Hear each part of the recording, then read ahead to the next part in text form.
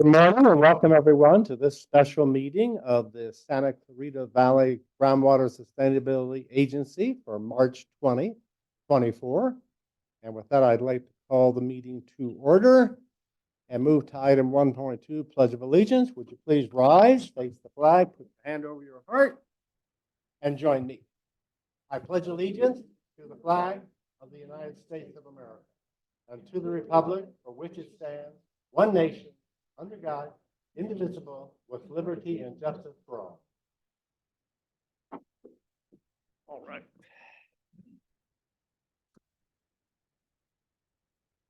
Our announcements for tonight, for this morning's meeting, are as follows. This meeting is being conducted in person at the SCV Water Agency Pine Street Training Room. As a convenience to the public, members of the public may also participate virtually by logging into the agency's Zoom meeting. Any member of the public may listen to the meeting or make comments to the board using the call-in number or Zoom webinar link. In the event there is a disruption of service which prevents the agency from broadcasting the meeting to members of the public using either the call-in option or internet-based service, this meeting will not be postponed or rescheduled, but will continue without remote participation. The remote participation option is being provided as a convenience to the public and is not required. Members of the public are welcome to attend the meeting in person. I don't know if we have any members of the public. Lobby to help facilitate the public comment process. The procedures for today's meeting are as follows. I will introduce each agenda item. Staff will present. I will ask for public comments. I will then ask for discussion and questions from board members. Once concluded, I will ask for a motion and a second. After any further discussion, the board secretary will call for the roll call votes. All board members are not quite present yet, but will be present when Director Gibbs arrives. We do have a relatively new member of the board. I'd like to introduce Rami Gindi, who is alternating for Director Russ Bryden, representing LA County Waterworks District 36, is attending today's meeting. Welcome, Rami. I'll continue the meeting and move on to item 1.3, public comments. Members of the public may comment as to items within the subject matter jurisdiction of the agency that are not on the agenda at this time. We ask that members of the public wishing to comment on items that are listed in the agenda do so at the time each item is considered. Are there any public comments? I do not have any public comment cards, Madam Secretary. No public comment. Very good.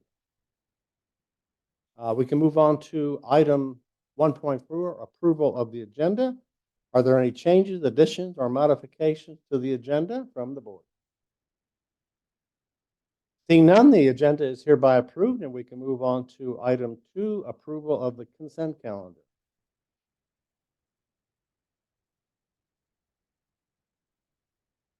There are 3 items on the consent calendar for your consideration tonight.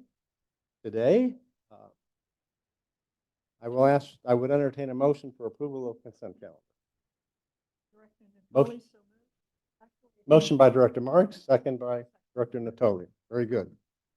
Are there any public comments on the consent calendar before we vote?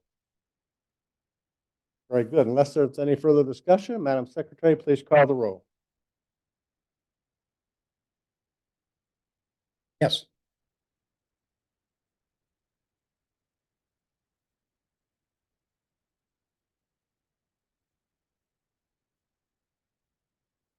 Yes.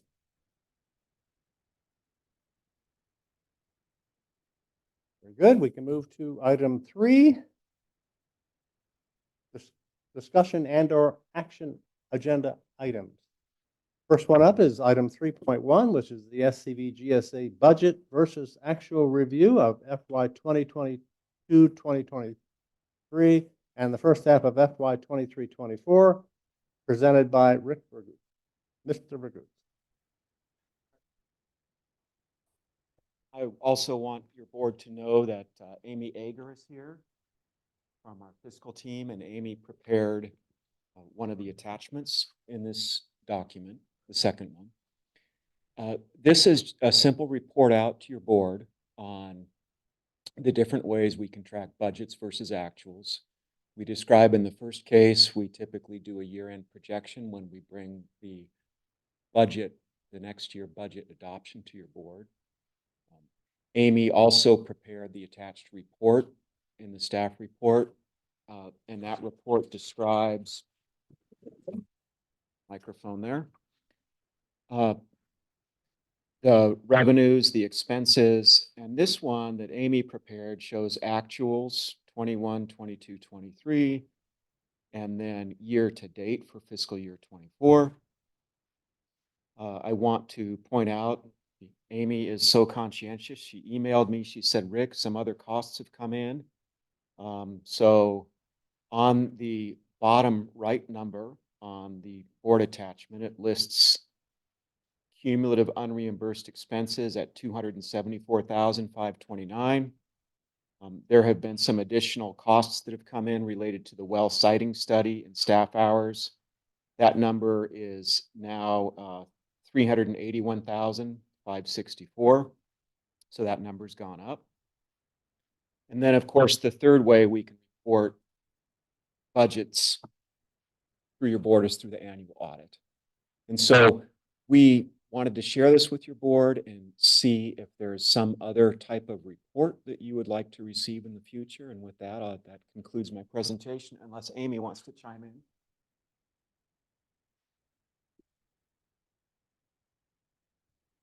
Do we have any public comment, Madam Secretary? Very good. We can open up for discussion and questions. I believe this was your item. Director Natoli.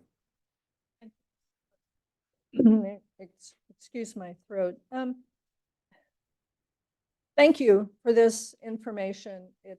It's getting to where I wanted to go. But the problem for me, again, not being a numbers person, is the tables are all labeled estimates or proposed or anticipated.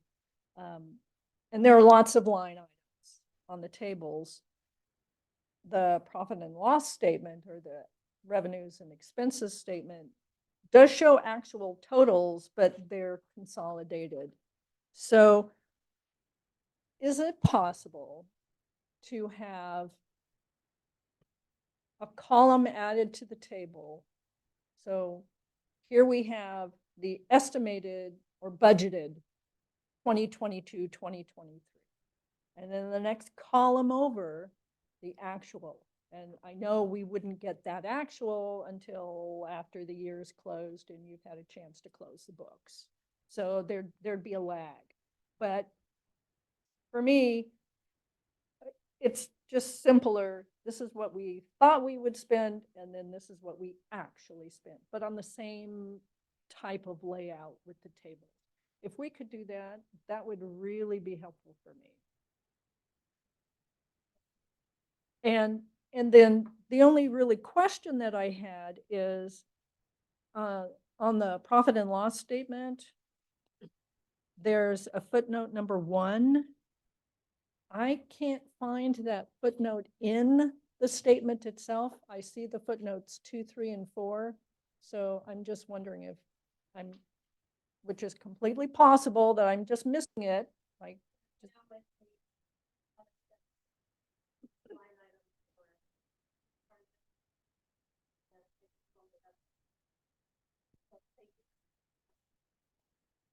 all right. Okay. Which is not unheard of, again, with numbers and things like that. Very good. Thank you. This is a matter of make sure we're all so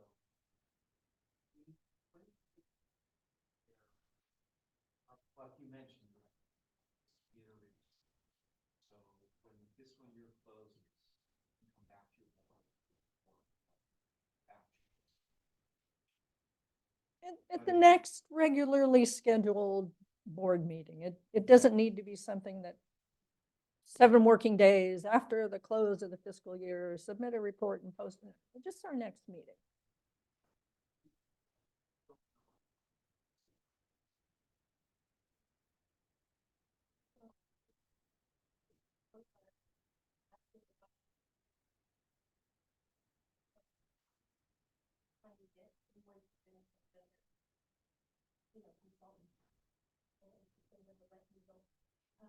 And then we also need to get our grant.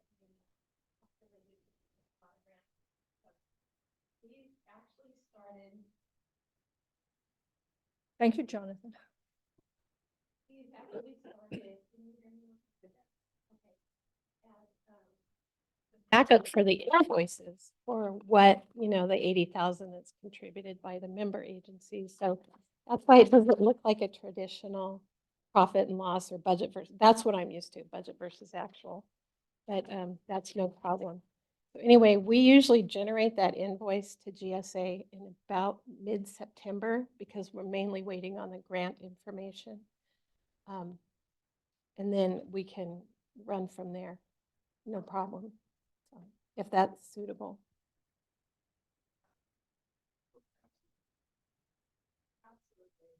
Okay.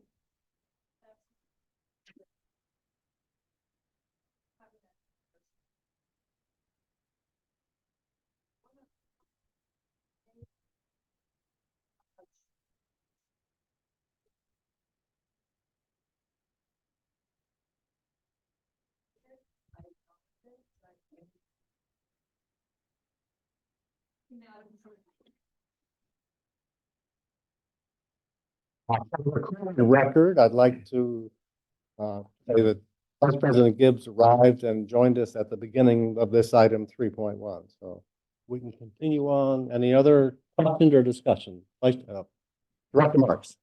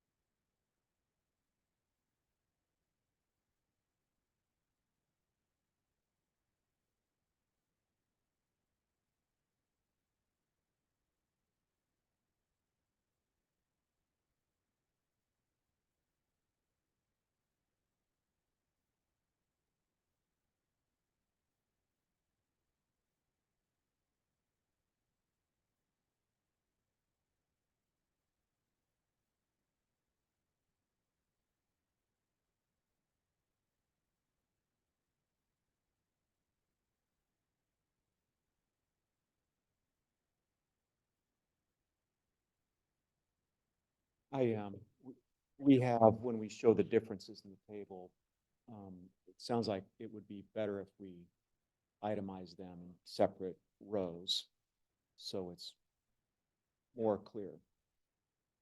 Yep. We can do that. Thank you. Input or comments or questions from the board? From this side? Director Gindi. From the modifications that you just mentioned, you're saying the fiscal year 24 year to date ending 2/29, that column under the cumulative unreimbursed expenses, instead of 274,529, that number is 381,564. Correct. Thank you.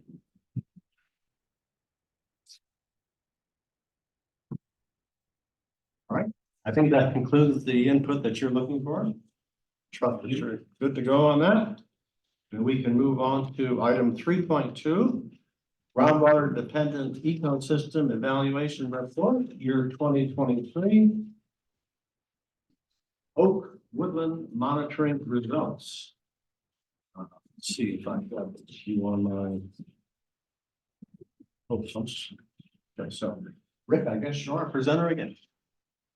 Well, you'll get to hear from me briefly, but mostly you'll hear from Tom Barnes to the left.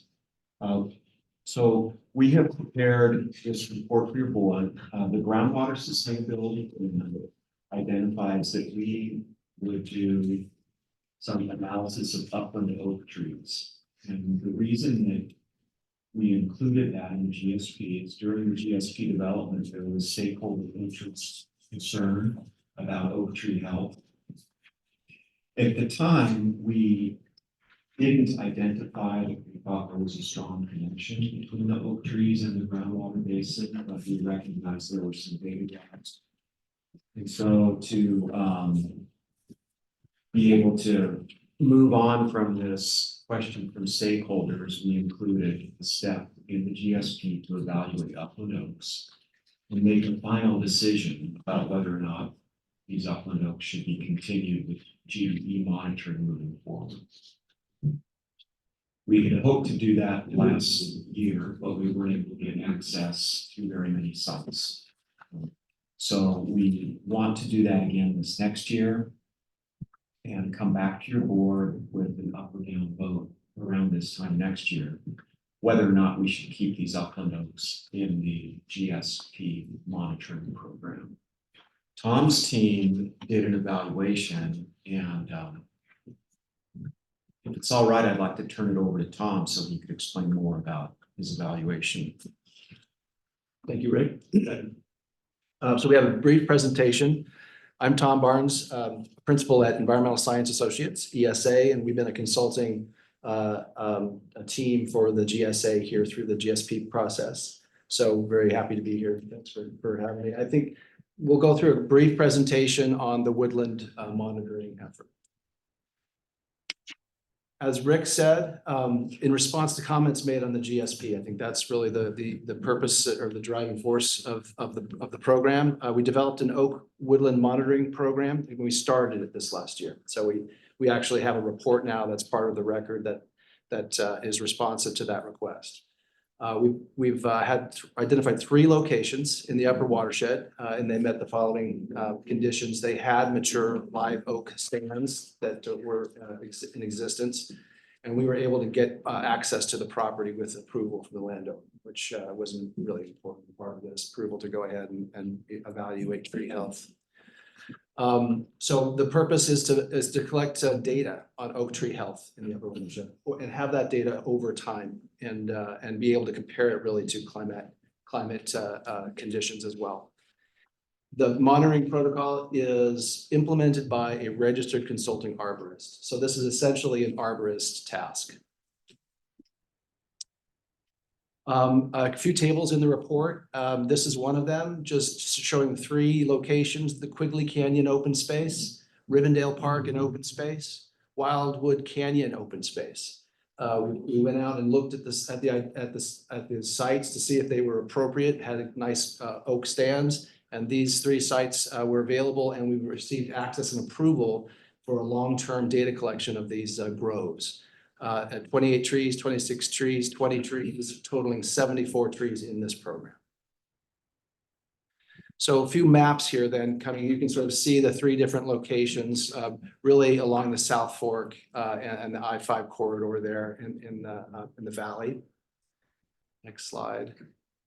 I'll walk through these quickly. These are just outlines of what the arborist is looking for. So diameter, standard height, canopy spread, visual height, and height structural ratings then were described. Next. Physical condition was documented, essentially identification of damage caused by pathogens, insects, etc. An evaluation of vigor, an assessment of overall health based on that evaluation of vigor, and evaluation of new growth, or normal bark, etc. These are all standard arborist evaluations that a city arborist would do for a crop of those. and notes about damage, fire, or any change in the canopy. So just a standard arborist report. Next. With a rating then that comes out of it, A through F, being C is fair, D is poor, and F is very poor, meaning essentially dead. So next.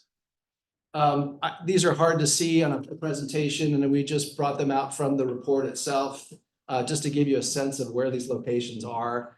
This Rivendell is next to the I-5 there. The next one is, and you can see it's a subset of the overall parcel and overall park space, but the Grove is identified as a repeatable exercise for data collection moving forward. Next slide, there we go, the Quigley Canyon space. Again, just a subset of a larger area, but something that we can go back to and repeating with some data and have comparative analysis moving forward. Next, then the Wildwood Canyon open space here, same thing. So those are the 3 sites. Next slide. None of the areas exhibited anything better than a fair to poor rating in both the health and structure. The oak trees in these areas have been stressed, it's clear. The Wildwood Canyon had poor ratings all across. And the conclusion then, the last slide of the presentation here is this is the conclusion of the report. The surveyed oak trees exhibited health and structural characteristics consistent with trees that have experienced long periods of acute drought and wildfire damage. However, the oak trees were generally observed to be in a state of recovery due to the abatement of drought conditions. So again, this is reflective of a climate effect, and moving forward as we continue for next year's data collection exercise, if it's approved by the board, we'll be able to compare 1 year's hydrology to the next and see if the trees are responding to that soil moisture. So that's the end of that presentation. Thank you, Tom. Thank you for your presentation. Do we have any public comment, Madam Secretary? There's none. Very good. We can open up to questions or discussion from the board. Director GSA. Thank you for that information. I've never seen any oak tree survey information before. Oh, sorry. That was interesting to see. I'm familiar with those areas. Question, Rick, you mentioned it, like the interaction of this with groundwater dependent ecosystems. Do we think that is in an area? Those are seemingly pretty high elevations. Is it? We do not, I'll just be very blunt. We don't see a connection to the oak tree health, to the regional groundwater basin. It was a data gap identified in the GSP. A data gap, meaning we didn't know where the GDE ended, or we didn't? What's the gap? Regarding the oak tree health, there Oh. was concern about dying oak trees at the time. We didn't have a strong answer for that, though we didn't suspect it was related to the regional groundwater. Mm-hmm. We still don't. Yeah. But it was a data gap. And so with the GSP, we said we would include this in monitoring. Okay. But there are a number of reasons, and in the upland areas such as east, towards Placer Canyon, these trees are up higher in the watershed. They're not connected to the groundwater basin directly below.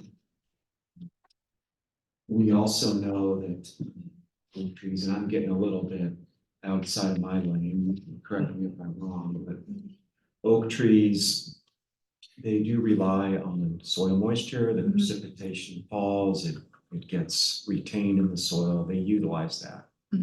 They're not the kind of trees that have tap roots that go into a water table. Okay. So I hope that answers your question. Well, it does. Do we have oak trees in our GDE, or like, have we defined a GDE area that includes oak trees, and we couldn't do those oak trees? We had to do these other oak trees, or? No, we don't have a specific oak tree area. There's general descriptions in the GSP related to Placer Canyon. this came from public comment, Placerita Canyon and then, near Interstate 5. So there are oak trees in Placerita Canyon, and Placerita Canyon is a GD. We do not have it listed as a GDE. Okay. The official GDE areas we have in the GSP Mhm. are along the Santa Clara River. Right. Perhaps up a little bit Castaic Creek. Right, okay. Yeah, the comments as to why they're stressed was concerning to me. I love the oak trees. I actually live near the Wildwood Canyon area. But I am concerned about scope creep for this GSA, especially, you know, in time, I saw that we're not the sanitation district, but, you know, increasing rates being a concern to customers. I think if we know that these are not in the GE, my preference would be to not continue the work.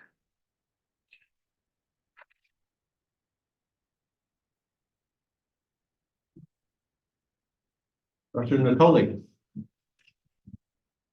Thank you, President Martin. I just wanted to note of the 74 trees monitored, less than 10%, only 7 trees had an A rating, and they're all with a diameter of breast height less than 7 inches. So they're all just baby trees, and it's sad to see that the only really healthy trees that we have are the new ones. You hope that they can retain their health, but who knows with situations changing.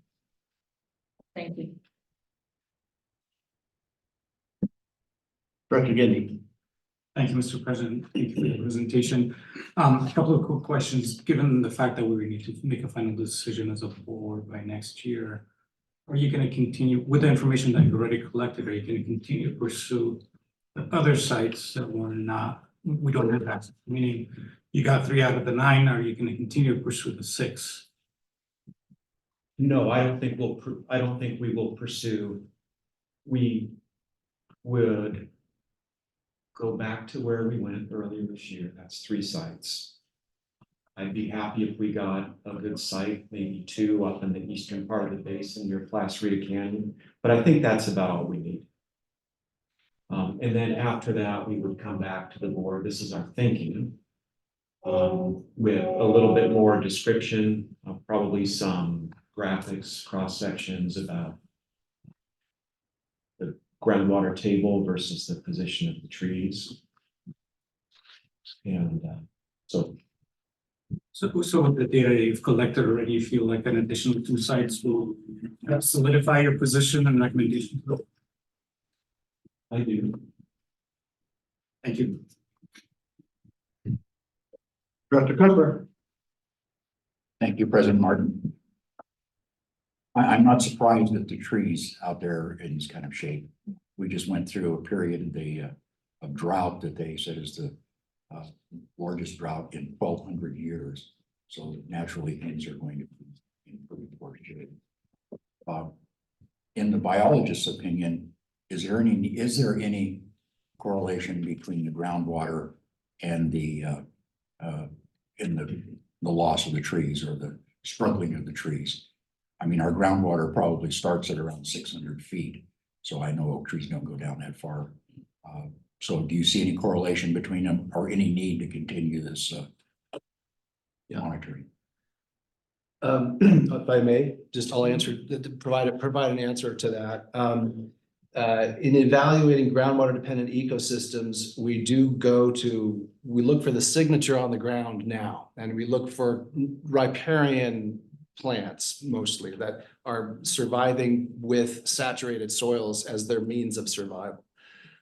It's clear, I think it's safe to say, Savannah oaks, valley oaks, live oaks are not trees that you find with saturated soils. They prefer to be up higher in the upland areas, but they still rely on that soil moisture. There's still either seepage coming, you see them in crevices, in drainages as they are trying to get the water that is available in the hills, but do not see them, to your point, in the corridor itself where the willows first you get your cottontails in the water, your willows next to the water, and your cottonwoods then with taproots on the shelves. That's generally what we see as a groundwater dependent ecosystem assemblage here in this area.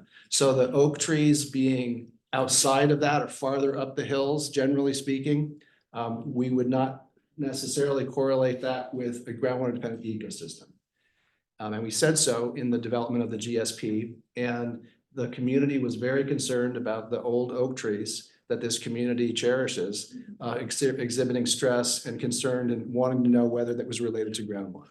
So this effort was to at least provide some data to that question about their health. And the only thing that we put forward here is as the different hydrology years progress, there's an opportunity to sort of show the condition of these oak trees correlating with the particular water year of the previous year or series of years, and showing that these trees are reliant on climate and at least giving that as a reason for their poor condition. That was sort of the objective, I think, of our suggested protocol. Whereas cottonwoods are usually down in the riverbed. Yes. And they have a very deep root system. They don't go down to where we're at, but they do have a very deep root system. So yeah, very good. Thank you. I appreciate it. Director Marks. If we recall the very significant interest in stakeholders understanding more about the oak, the upland oaks, and I appreciate the work that's been done on this.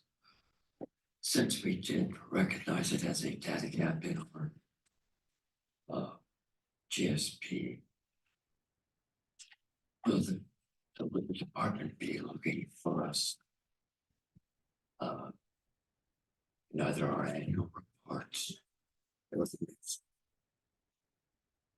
the next update of our GSP to have concluded a study that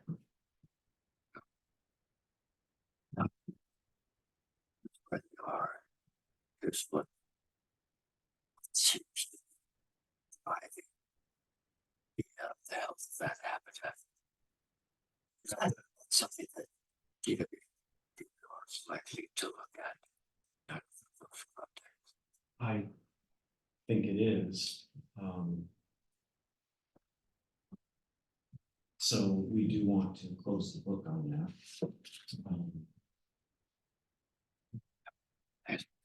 That's my concern. I tend to agree with the conclusion that this is probably not a groundwater dependent ecosystem, but I think there's value in completing the work and being able to report that back to the department. Director Gutherrez. Yeah, just looking at, conclusion and recommendations and some of the discussion you talked about, next year delineating the GDE footprint versus where the oaks are and having some more of that discussion. But did the report itself anywhere say that the oaks are not groundwater dependent? I see there's recommendation for further work, but so 2 questions. 3, can we change the conclusions to say that they're, or expand them to say that they are not impacted by groundwater at this point, or maybe we do it next year? And yeah, should we just cut our losses and stop now and say, we have done this, we found they're not connected to the groundwater, and therefore we would encourage a responsible agency, whoever that would be, to pick up the work, and these are the recommendations for next steps for that other agency. And then who would be the agency that is in charge of the oak trees? Is it like a California state agency, or who know, if people, I see head shaking, so nobody else is gonna do it if we don't. I'm just concerned about doing this, you know, on an ongoing basis. If it's not related to this organization's scope. Okay. So we just talked about your third question, which was, is there any organization in charge of the Oaks? The answer is no, none that we're aware of. Could we cut our losses and stop now? I think with, to Director Mark's question, we might be able to do that with some additional analysis now and bring it back to your board. You know, John, Tom, we could prepare some cross sections, talk about Oak Tree Health, sort of a desktop exercise, and build on what we learned with the recent work. What are your thoughts?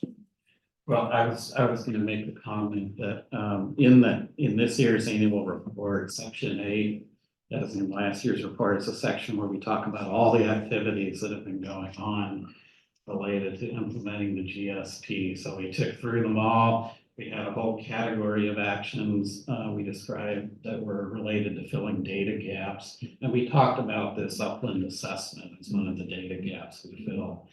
And the report has a description of the work that ESA conducted and what the report was concluding.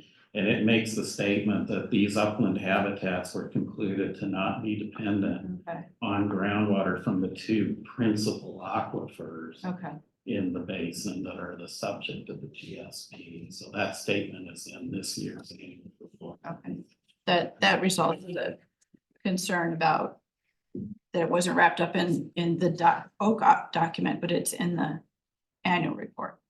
Okay. Thank you. Right. Director Natoli. Thank you, Mr. President. I just wanted to say with respect to Director Goodside's question about who's responsible for the oak trees, the state does have a law protecting oak woodlands. These are probably defined as oak woodlands. I'd say as a planner, whoever owns the open space, they're responsible for ensuring the health of the oak woodland. Thank you. Okay, and I actually spoke to Rick before the meeting and raised my concern about this issue, but listen, we all love the oak trees. We're all very appreciative of your concern for all stakeholder concerns. But I have a hard time authorizing spending additional money on something that doesn't necessarily have a direct connection to groundwater. Unless you can explain that there is, to simply spend GSA money to satisfy a stakeholder concern when it clearly there's no connection to maintaining the sustainability of our groundwater supply. I, at the very least, other than addressing Director Mark's suggestion, before we embark on another phase of this kind of study, I would like an estimate brought back to the board for that work with an explanation and justification for doing so. Director Natoli has expressed her concern about finances, couldn't agree more. And so I think we need to spend money on what's going to be beneficial to our overall purpose here of maintaining the sustainability of the groundwater supply. So please, I don't mind giving it more thought, filling in data gaps maybe, but please come back with an estimate so that we can authorize that work before it's done. Appreciate that.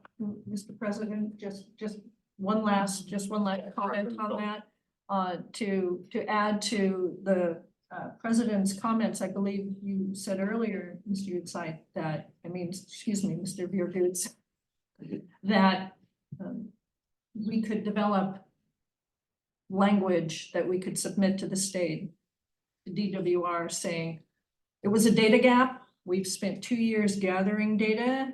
this is what we found, and therefore we believe 2 years worth of data are sufficient because, and we've filled the data gap, and these oak woodlands are not subject to groundwater, as a groundwater dependent ecosystem. So in addition to coming up with some quotes for continuing, maybe some draft language that could be submitted in the annual report about why we think we have the data that we need and why we can stop doing this might be helpful.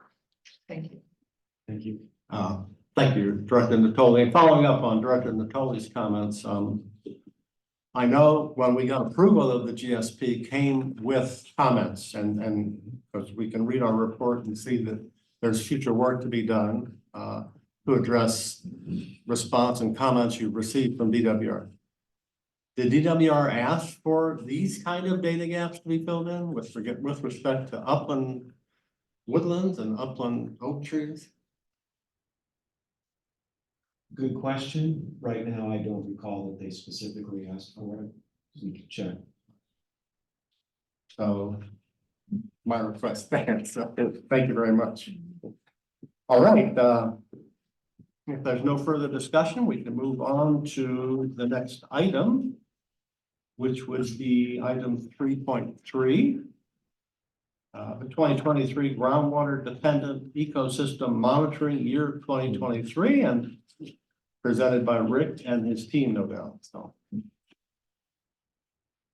Thank you, President Martin. You are correct. Met Tom and John Porcello was with me as well from GSI Water Solutions.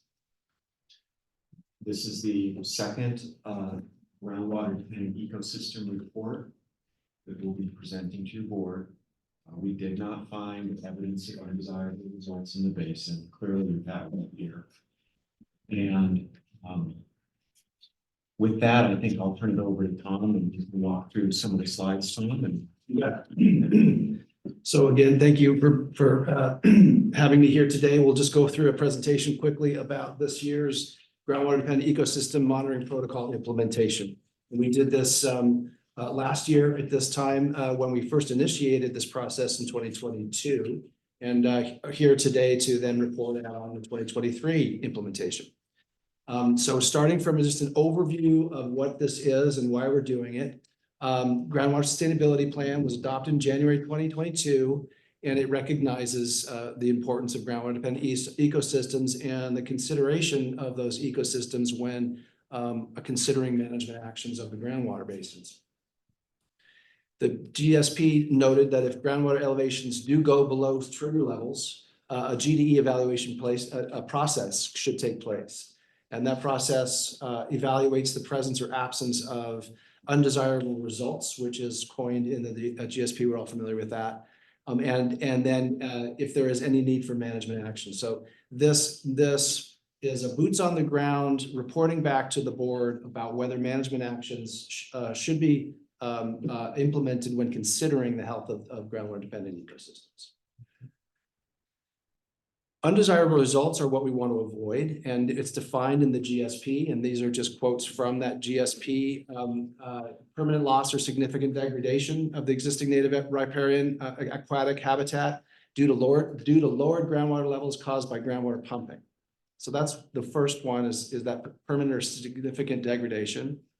The second one then is in areas that currently provide essential habitat to fish, the unarmored three-spine stickleback in particular, where a cessation of surface flow or pools during low flow conditions in the river caused by groundwater extraction, that would be an undesirable result.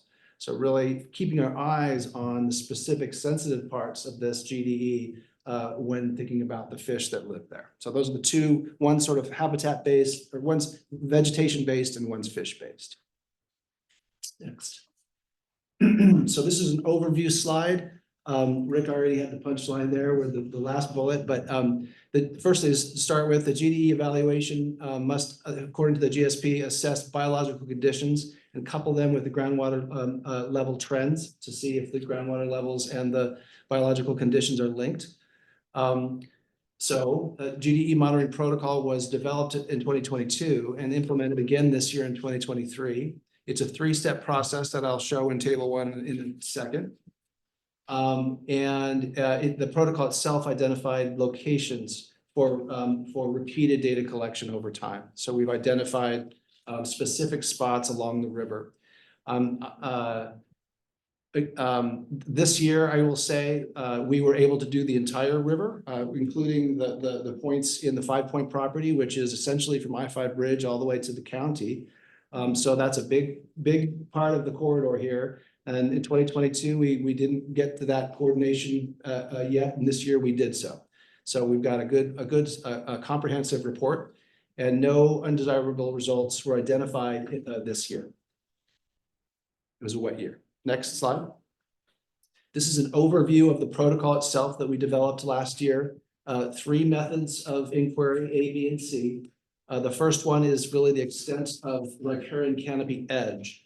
Looking for the edges where we would first see signs of stress if groundwater levels were to go down in this river corridor. It is a corridor after all, so we're sort of seeing if we can find that edge, and that's once a year to do preferably in the later part of the year, and we would do that every year.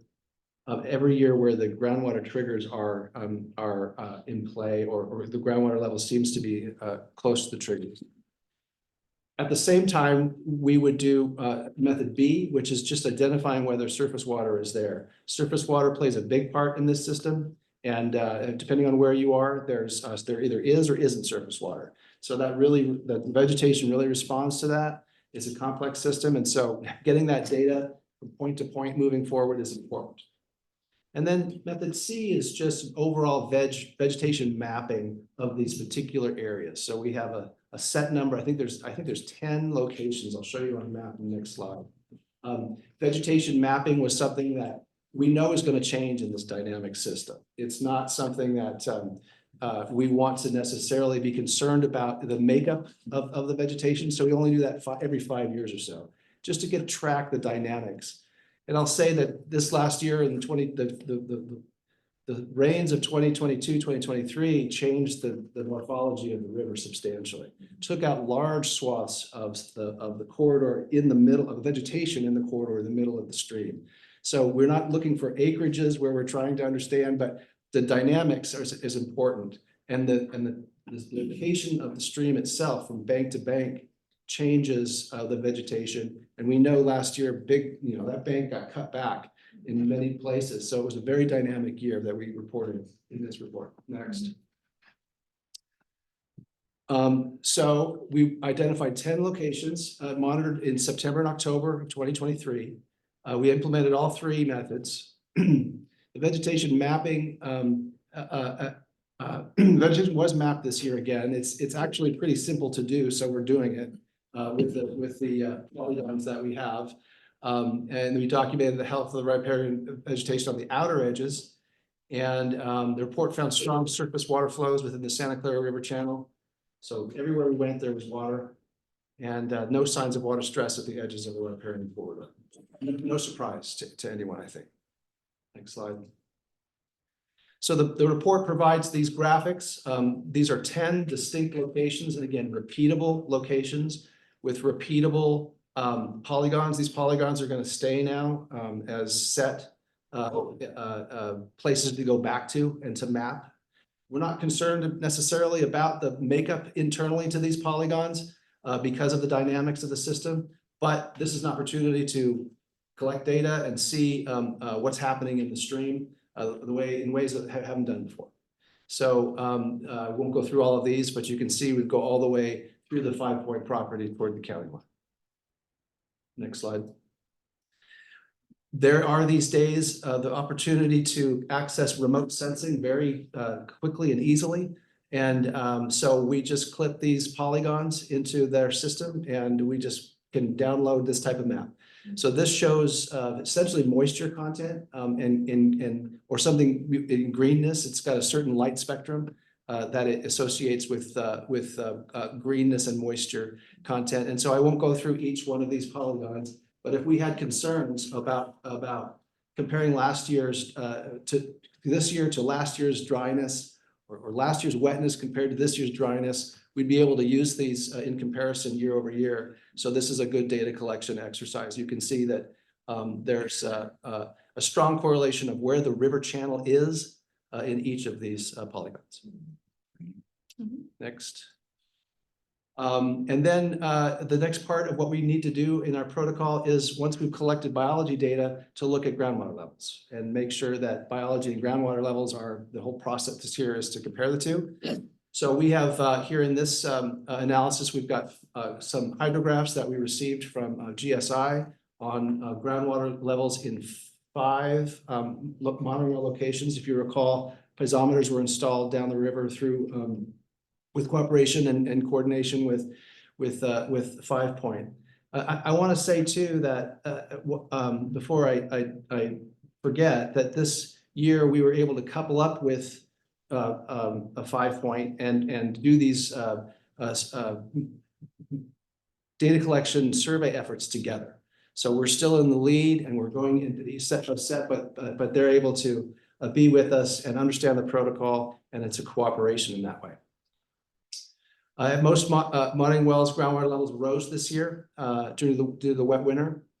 One monitoring well did exhibit slightly lower levels than 2022. And this is the location where the river has moved about 50 feet away from the piezometer. So we sort of expect that reduction, slight reduction in level is associated with the distance to the river channel itself. Again, we have no undesirable results from this very wet year. Next. So I'll go through the hydrographs really quickly. What we're concerned with here is the dark blue line within the light blue block. That's the year 2022 to 2023. I've been excited about having this data since we put it in 2021. So I'm glad to see it here going all the way back to 2021, and it'll provide a great record moving forward. And you can see in October, groundwater levels in this location, which is at the very most eastern part of our study area. The groundwater levels rose rapidly over the winter and then reacted to the different climate change, or not climate change, climate of the seasons, excuse me, as you would expect. Next cross section shows again rising levels due to the winter, and then sustaining a higher level than previous year in that and the GDEB is about at I5. And that's an important location for the surface water as well. Next slide. GDEC then is a little farther down the river. We see that pretty steady, but you can see the rise, and it was certainly higher in 2023 than in October 2022. Next slide. This one, we had a data issue with the well, so we only have the beginning of the season, but you could see the rise in this anyway, and so it was heading in the right direction. But that's the data we have for GDED. Next, and then this GDED, as I mentioned, it's far down on the river, exhibited slightly lower levels in 2023 than in 2022, but higher than in 2021. We're really suggesting we can see the rising levels during the winter, and then it dropped down. We really feel like the river corridor moving 50 feet away from this piezometer has resulted in this change of elevation. Next. So this is in summary then, no undesirable results were identified in 2023. The groundwater levels really reflect a very wet winter. The trigger levels and the minimum thresholds that were shown on those graphs need to be refined. And I think those are in the process of being refined. We need to continue collecting continuous groundwater elevation data and visit the site at the I-5 in the late summer to confirm surface flow. That continues to be a recommendation of an important monitoring aspect of this program. And then also continuing to track the climate data and rainfall to better understand the potential impacts of climate change on the GDEs moving forward, as well as other management of the groundwater basin. So that concludes this year's report on our newly implemented protocol to evaluate groundwater dependent ecosystems. And open to any questions right now. Very good. Thank you, Tom. Madam Secretary, do we have any public comment? There's none. All right, then we can open up any questions or discussion from each of the board. Director Goodside. Thank you for the summary. Couple questions. The first one, being a bike rider, I noticed, and I've talked to Ali about this. You know, there's a huge amount of water coming down from Bouquet Reservoir for a lot of the year last year.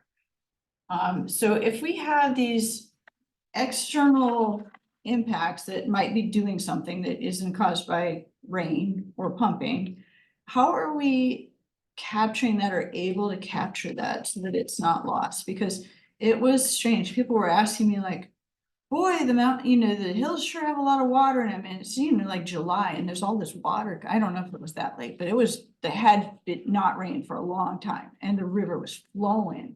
And they said it was because the reservoir was being brought down. How do we capture other impacts like that that might influence the findings? Want to take a crack at that? I'm scanning my memory banks and remembering, John, the releases from Bouquet Reservoir.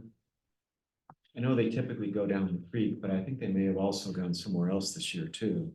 There were also releases down Dry Creek Reservoir for about 5 or 6 months. That's a tributary to Bouquet, and that was about 6,800 acre feet over about a 6 or 7 month period of time.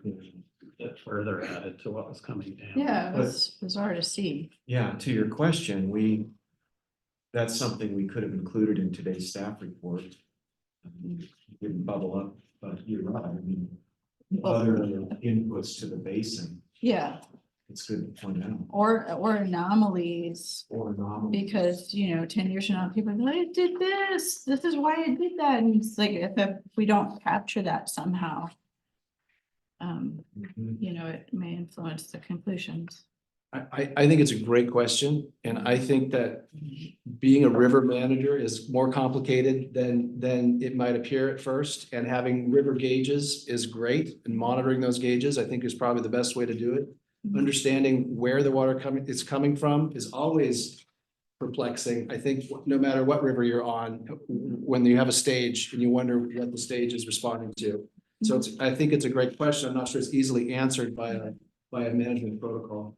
Yeah, well, I mean, just for future consideration, how do we capture that information? You know, even if it's in a note or a paragraph or something, or add discussion. And then second, you know, related, you made the comment that the channel migrated 50 feet, makes sense. And then your last slide talked about the impact of climate change on GDEs. How, again, we talked about that this is a groundwater management agency. How do we know if it's groundwater pumping or the river moving or a climate change? You know, in order to assume responsibility for what we're responsible for and not assume responsibility for things that we're not responsible for. How do you know which cause is causing the problem? I'm gonna go quickly, but this is a great question. And as the GSP was put together, I think we all tried to understand how to answer that. One of the ways was to do this report, this monitoring protocol that would provide you with empirical data from the biologist and from the hydrogeologist. And then to bring that data together and provide the board with a report of whether undesirable results were occurring as a result of groundwater pumping. And so the process of deliberating what is causing the effect that is being observed is clearly in the GSP as a part of the analysis. And it is really designed, I think, I would say, it to be provided in this reporting to the GSA every year at this time of year. As to the reasons that the combined biologist and hydrogeologist feel happened to result in the data that we see. So one of those, for instance, is today, we're saying that the river channel moved 50 feet, and that's one of the reasons so that deliberation on why Isn't is it? gonna be a constant process, and the staff will bring that to the board and then try to understand how the connections. Yeah, there will be an iterative process, and though we don't think we're gonna do the GDE evaluation every single year moving forward, we're sort of tied to it right now. Yeah. Benefit of that is we're getting good empirical data. But if we get to the point where we think there are undesirable results, then we'll begin to dig deeper. Okay, What could the role of groundwater pumping be? okay, so, We probably use the flow model, historical data, okay. but I'm sorry, I don't have a. I'm sorry when there's no answer. Well, I might just add, I think the work we do as part of preparing the annual report helps provide some insights on that, because we have to report, you know, what our estimate is of how much of a change in the volume of water stored in the aquifer is, how does that vary each year? Yeah. And so we've been doing that, you know, not only just for the year we examined, but cumulative back to the beginning of water year 2015, or actually January 1st of 2015, which the GSP regs require us to do. So you'll see some of this kind of information in the next presentation. And so we use a combination of, you know, examining the raw data that we have and then processing it through the groundwater model to try to understand, you know, what's going on each year. We have a few insights, I think, on, you know, the start to get to understanding what happened this past year in particular. So just like a wrap up, I understand what Rick said, you know, obviously if we have a problem, we're gonna look into it much more detailed. Are we also continually tracking, or, you know, will we dig up at that point, for instance, temperature issues? You know, people now and then talk about how arid it is. Like if there's a problem there, then we need to know, you know, was it the same? Like, how do you decide whether it was the pumping that caused it at the point that we have a problem, if all we are tracking is water level and where the plants are? Well, we're tracking changes in pumping from year to year as well. We're putting that information and other background hydrologic information into the model to help us with our interpretation. So things like the amount of stream flow coming in on the Santa Clara River at the east end of the basin where there's a gauge up there. We look at that data. We look at the data from the fixed gauge at the Old Road Bridge, right downstream I-5. You know, we have water levels in all our wells, so we can check and see if our estimates of how much of the rainfall actually reaches the water table, you know, together with the leakage coming out of stream beds is also recharging the groundwater. So when you put all those factors together, you know, how are we doing in terms of, you know, the models matching of the observed water level trends throughout the course of the year? It's a whole hydrologic analysis process we go through. And so we try to start teasing out those relationships of the natural influences on the system and the human influences, as I like to think of it. I'd like it to be defensible, that, you know, the decisions we made are defensible. And I think some people will always say there's too much pumping, but if it's not pumping that's causing the problem, we need to be able to explain that. So, thank you. Okay. Any other Director Marks? Next. With the report. Great.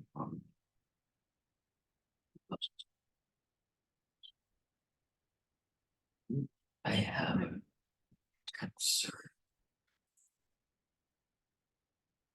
If other data is presented, if those graphs that shows the minimum thresholds of the figures. Certain that somebody may grab that page out for report and start waving it around.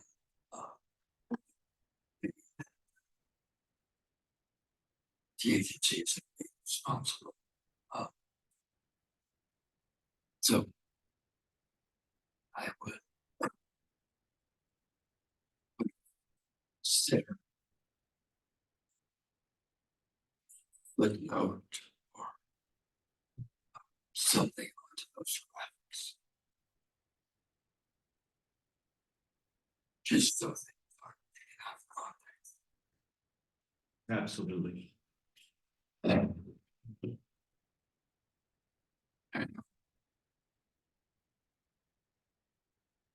What to that is, we didn't have good service elevations, which I understand is such a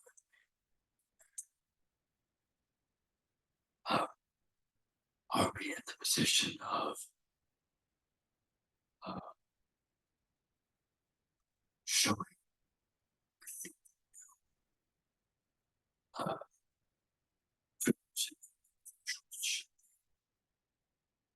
I saw that it was like I would wait till next GSP update, but should we be considering showing that modifying those or maybe showing a recommended staff modification? I feel what those might be. Again, to try to forego undue criticism of the reports. That's a really good question. I think we could add a dashed line or something to these plots in the future, including a footnote, just to indicate that we expect these triggers to be going lower. We did evaluate prior to getting the Department of Water Resources comments on the groundwater sustainability plan. We evaluated the potential shift in each of the triggers. It was lower. Here's why I'm pausing. We could share with you what we did with that dry run. And I'm not opposed to doing that, but with the Department of Water Resources comments now, they're asking us to look at the sustainable management criteria in a little bit of a different way. And that would probably result in these figures changing again. But I still think they're moving down. That doesn't. So happy to share with you what we've done, but I think it's going to be revised again. And EWR is coming out with a whole new set of documents to guidance documents on that. So no. All we've seen is the draft of the first one, and that was pretty much just definitions and things. Right. Not much in the way of policy direction for us to shoot at. Right. Yeah, we're waiting to see what kind of direction they can provide. Anybody else? Director Natoli. Thank you, Mr. President, and excuse me while I scroll through to go through my notes.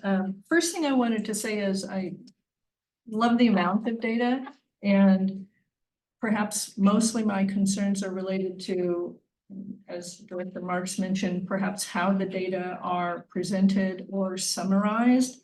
First, let me say that scrolling through the memos and reading through the memos that have been presented by ESA, planners are often accused, and usually justifiably so, of using jargon. We use jargon. We speak in CUP, ZIRs, index. Nobody understands what we say. So it's important to remember that these documents are not just for people who supposedly know what abbreviations mean, but they are also for members of the public. So when you put EVI in a memo or WRI RP, when you put an abbreviation in the letter, please make sure that you spell out the abbreviation the first time, because I don't necessarily know always what it means, or maybe you're referring to something else. Going to the summary that's on page 93 of our packet. I'm a little concerned with the last paragraph of the discussion. The last sentence particularly, where it talks about first, that groundwater elevations are higher than this time last year. Well, okay, but in my reading, groundwater elevations higher than last year in and of themselves don't really indicate anything. So if you're going to have a discussion about it, please tell me why that's important, because it's in a vacuum, it's out of context. I don't understand. Are you implying that that's a good thing, or how much higher than last year? It was last year, it was below the threshold, and so this year it's higher, but it's still below the threshold. So in and of itself, that comment doesn't help me understand what you've learned. And then the second half of that, the last sentence, it says, given the very wet conditions in the basin in water year 2023, there is no indication of undesirable results due to groundwater extraction. Again, very wet conditions in the basin, they don't indicate anything about undesirable results due to groundwater extraction. We don't, the gorilla in the room is we don't know what the groundwater extraction is. And so to say the groundwater levels are higher than last year, it doesn't tell me how much pumping was done, which is what we're supposed to be concerned about is how much pumping is done and does it affect these GDEs. So the statement is incomplete without those extraction amounts. And maybe there's a longer sentence that needs to be put in, but to just put out the wet conditions, there's no indication of undesirable results. To me, that's only half the question. I would want to know, how do the groundwater levels relate to the threshold? What are the trigger levels? They're nice on the little charts, but there isn't an explanation in the summarization. And what was the drawdown in the basin at the monitoring locations? We don't know what that was. How has the habitat changed over the past monitoring period? That we have modern technology to monitor the moisture level of plants. It's fabulous. I'm so glad we live in an age where there's all of this technology. But again, in and of itself, it doesn't necessarily help me. And then under the conclusion, it says no undesirable results to GDEs from groundwater extraction were identified. We've had 2 surveys, and so it seems to me like this may be a little premature, or it may need a little bit more of an explanation, because so much vegetation doesn't show from year to year. We know that oak trees can take a decade or longer to show adverse impacts from an encroachment or some other issue. They can take a while to look like they're not doing very well. So one year to the next, that may not be enough time. Or finding another way to say, compared to last year, we don't see any changes. So again, perhaps phrasing it in a way that right now, as of this minute, based on what we compare from last year, we're not seeing any results that are undesirable. I feel like we're making some conclusions that aren't supported by what's just presented as a graphic. Maybe there needs to be some more explanation about that. Under the recommendations, I noticed in the field logs, and I really enjoyed seeing all of the vegetation, all of the habitat types that were noted at each location. But it seems to me under the recommendations, it might be important to do now that we can log the locations with Arundo Donax, so that they can be targeted for removal when we get the money to do it. Let's just start logging that now. Your folks are out in the field, you let us know where it is, maybe we can more than nip some of that in the bud when it's just starting out, but they're already out getting the data. Let's track that somewhere so we have a comprehensive list when we finally do get some money to take care of that. And then just one other comment. Maybe let me get to the end and see if it's really important.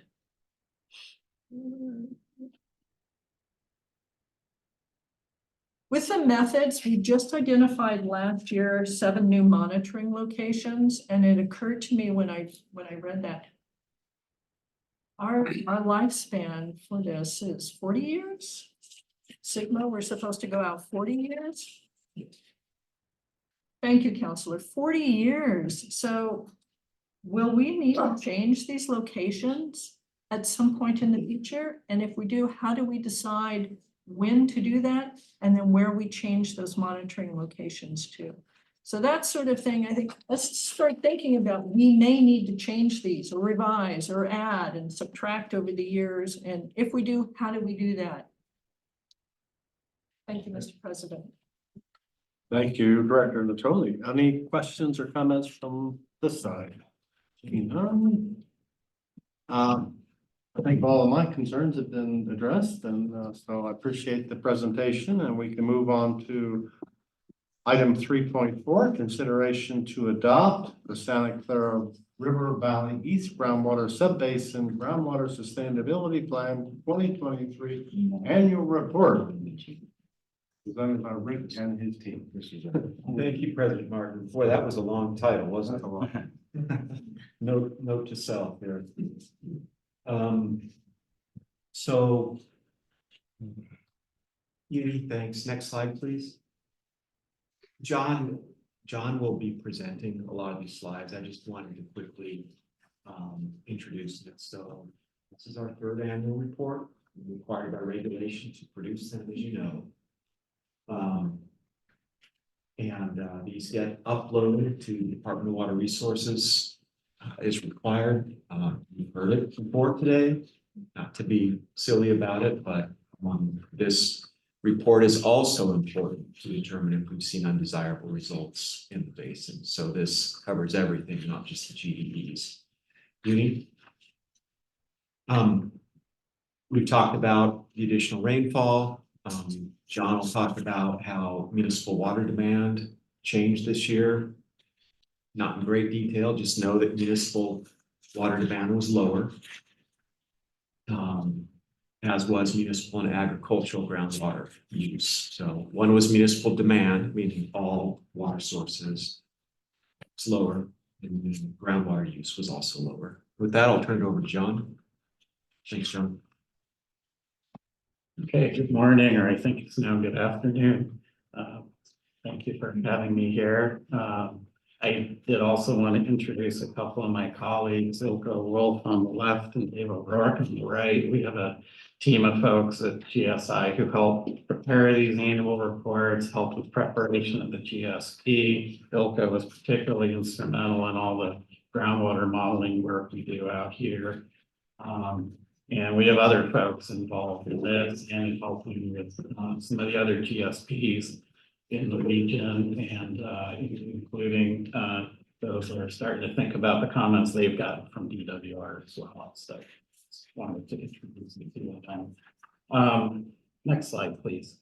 I'm going to walk you through a few of the things that the department requires that we address in these annual reports. Some of this you saw last year. I'll just touch on briefly again, such as this diagram. You know, they asked for a description of the setting of the basin, both in terms of the geology and the hydrologic processes that occur.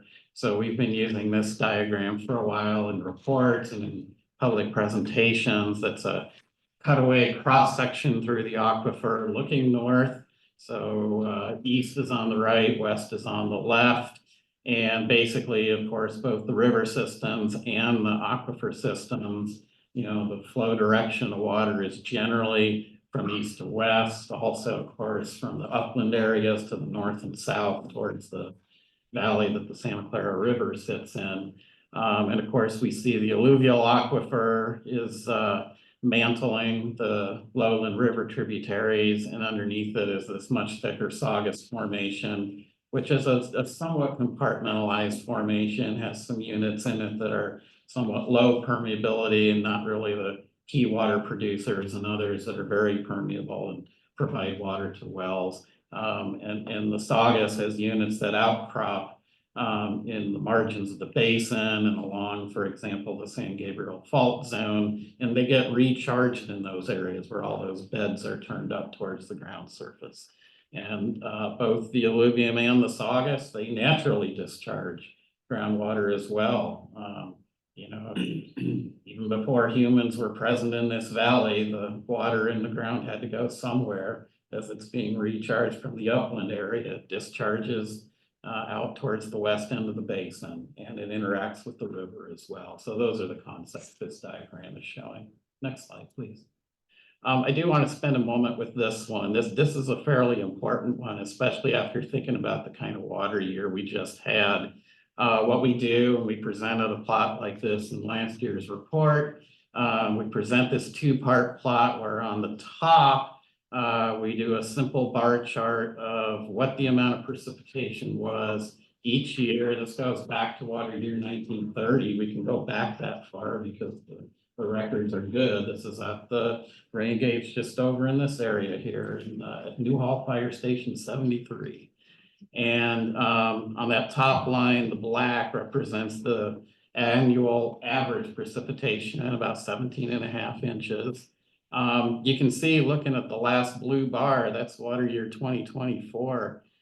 Rainfall was a bit over 40 inches. So on a water year perspective, this was actually the 4th largest rainfall year during that period.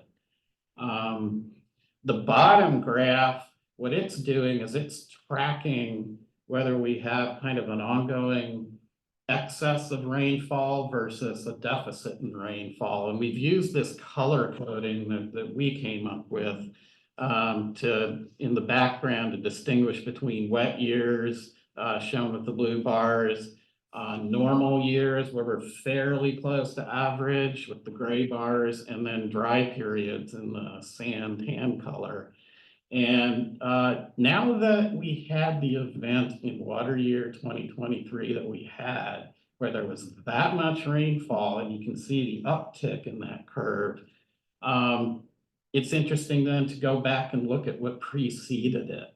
If we look at that period of the declining curve in recent years, and we start in the year 2011 and go through water year 2022, that declining curve, you can see that's a pretty steep curve. And through that period, on average, the rainfall is a little more than 5 inches below the long-term average.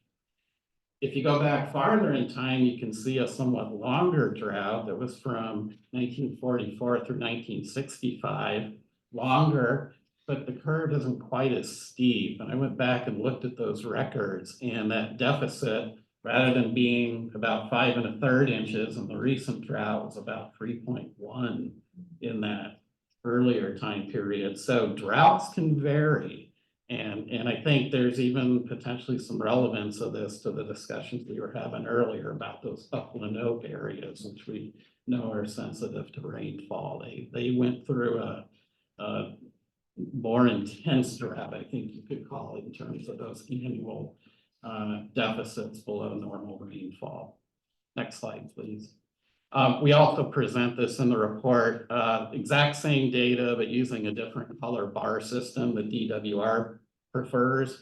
It kind of carves up normal into above normal and below normal, and has a couple critical versus dry years. It's helpful for me. I'm really visual, so I look at this and I just see a lot of lines, and the message doesn't jump out quite as much as in the prior plot, but it's helpful to look at anyway. So we included in the report as DWR requests.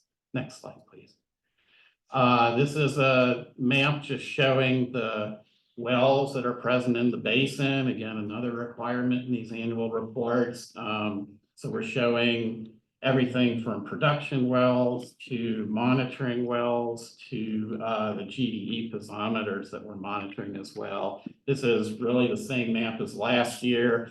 About the only thing really noteworthy I would say about it is that two of the new Saugus wells that are under construction right now, SCV-Saugus 3 and SCV-Saugus 4, just west of I-5, are on this map. They were on the map last year too, because the construction had started on those. And I think SCV Water expects those wells to be coming online, if not later this year, next year is my understanding. Next slide, please. This map is in the report to highlight where the GDE areas are located, not the upland GDEs, but the ones along the river systems that we've been talking about. And it shows the locations where we're conducting monitoring. So we have 5 piezometers that were installed after the GSP was submitted. Those are the GDE A through E. Tom mentioned the GDED site. The data ends in early 2023. That's because that site got washed out in the flooding last winter. And then there are also 3 wells that are former production wells that have been operated by New Holland Farming, 5 Point, and LFE up in along Cascade Creek at the upper end of where those GDEs are present. And LFW5 is up in San Francisco. And then we have another one that's GD3, which is located about halfway between the Valencia WRP outfall, which is over near GDEC, and then about halfway between there and the GDED piezometer that used to exist near the mouth of Cascade Creek. So just a good illustration that we've got, you know, pretty good spatial coverage through that area. Next slide, please. Another part of the monitoring network has to do with land subsidence. At this time, the agency is still working with Department of Public Works on identifying benchmarks to use for some real-time point-specific monitoring of ground elevations in the basin. But one thing that we do, we did this again last year, we're doing it again this year, is DWR makes satellite data available on the Resigma web portal that agencies can go and download and process. And this is what we're looking at here. This is a color fill map that shows the amount of change in difference in ground surface that the satellites are measuring. So the light green color, which is not the dominant color here, but it shows up in a few spots, is between 0.5 foot of lower ground surface elevations. But going and actually looking at the data, it's very, very, very small changes in ground surface, and it's actually less than the measurement accuracy of the satellites, which is about 0.06 feet. So they're not detecting subsidence in those green areas, any reduction of ground elevations that's greater than that magnitude. And then the blue areas that surround it on that color scale actually would indicate there's a slight increase in ground elevation. But the analyst who was looking at this for me said even there, they weren't seeing, you know, a change beyond what the measurement accuracy was. And this is a very similar result as we saw last year. Next slide, please. Okay, so section 2 was the basin setting, the monitoring network we're using, that sort of thing.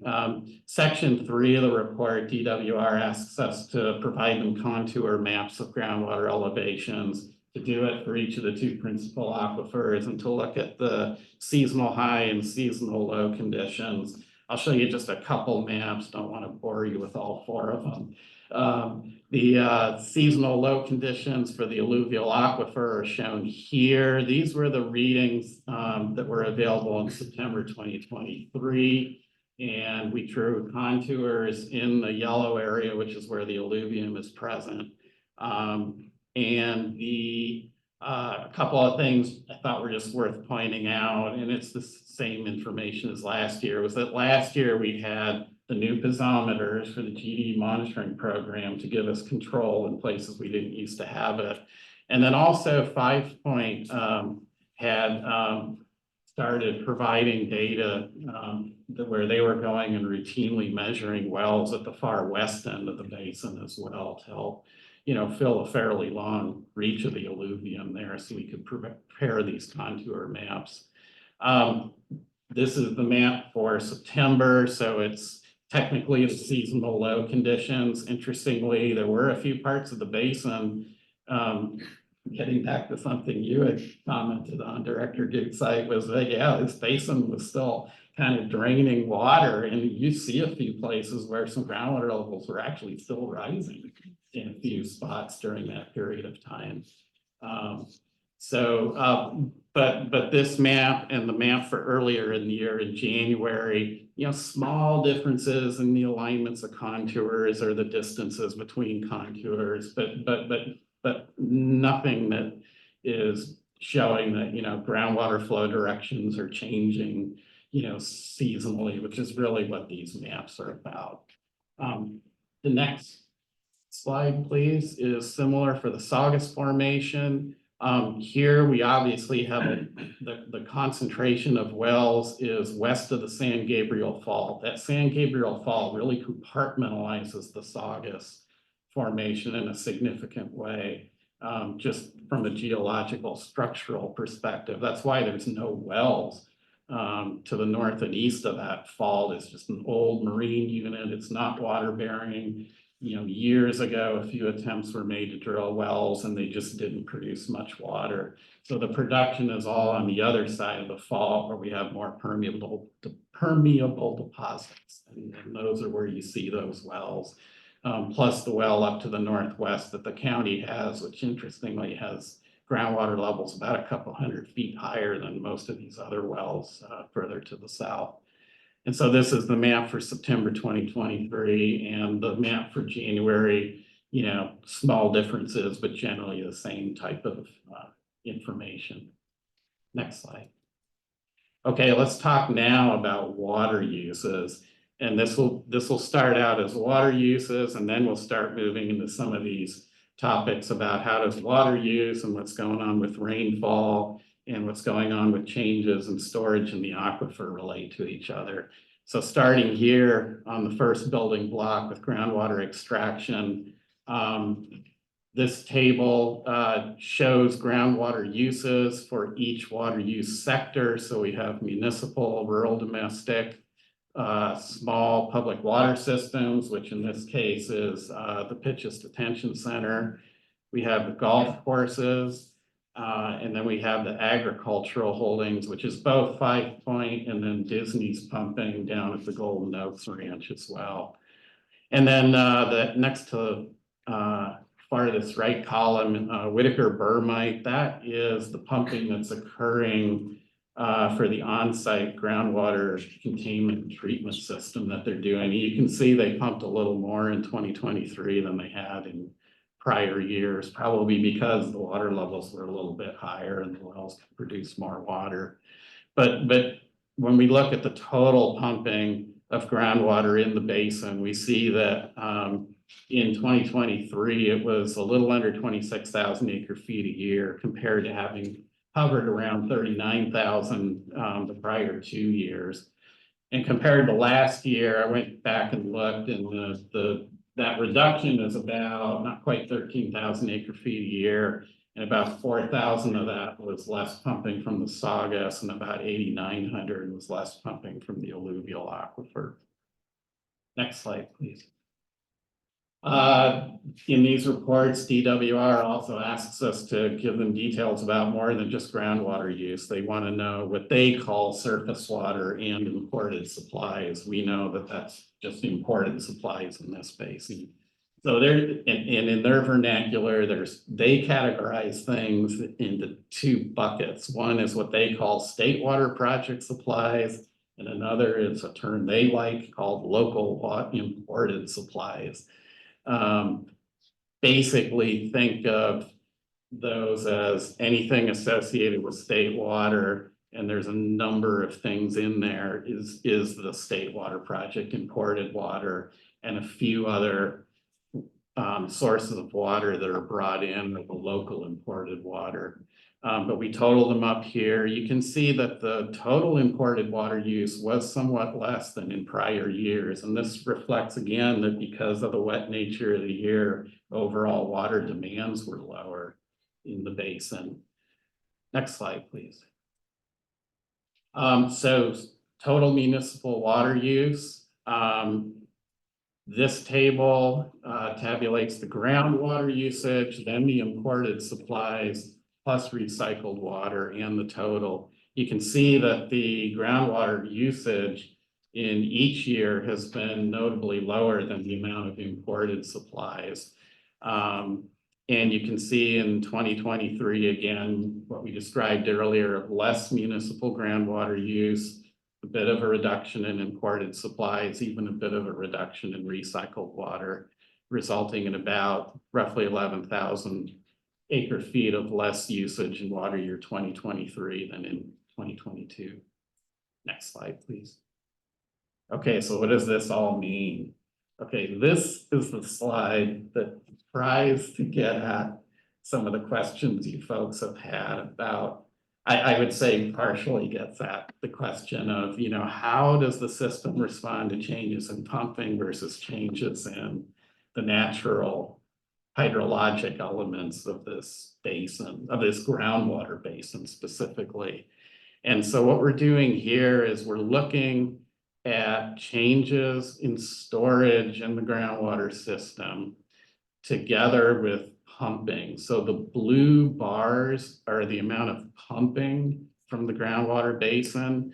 This is a water year basis that we plot these data starting in 2015. These are annual volumes in acre feet. And so the pumping blue bars, you can see that reduction we've been talking about in the amount of groundwater pumping.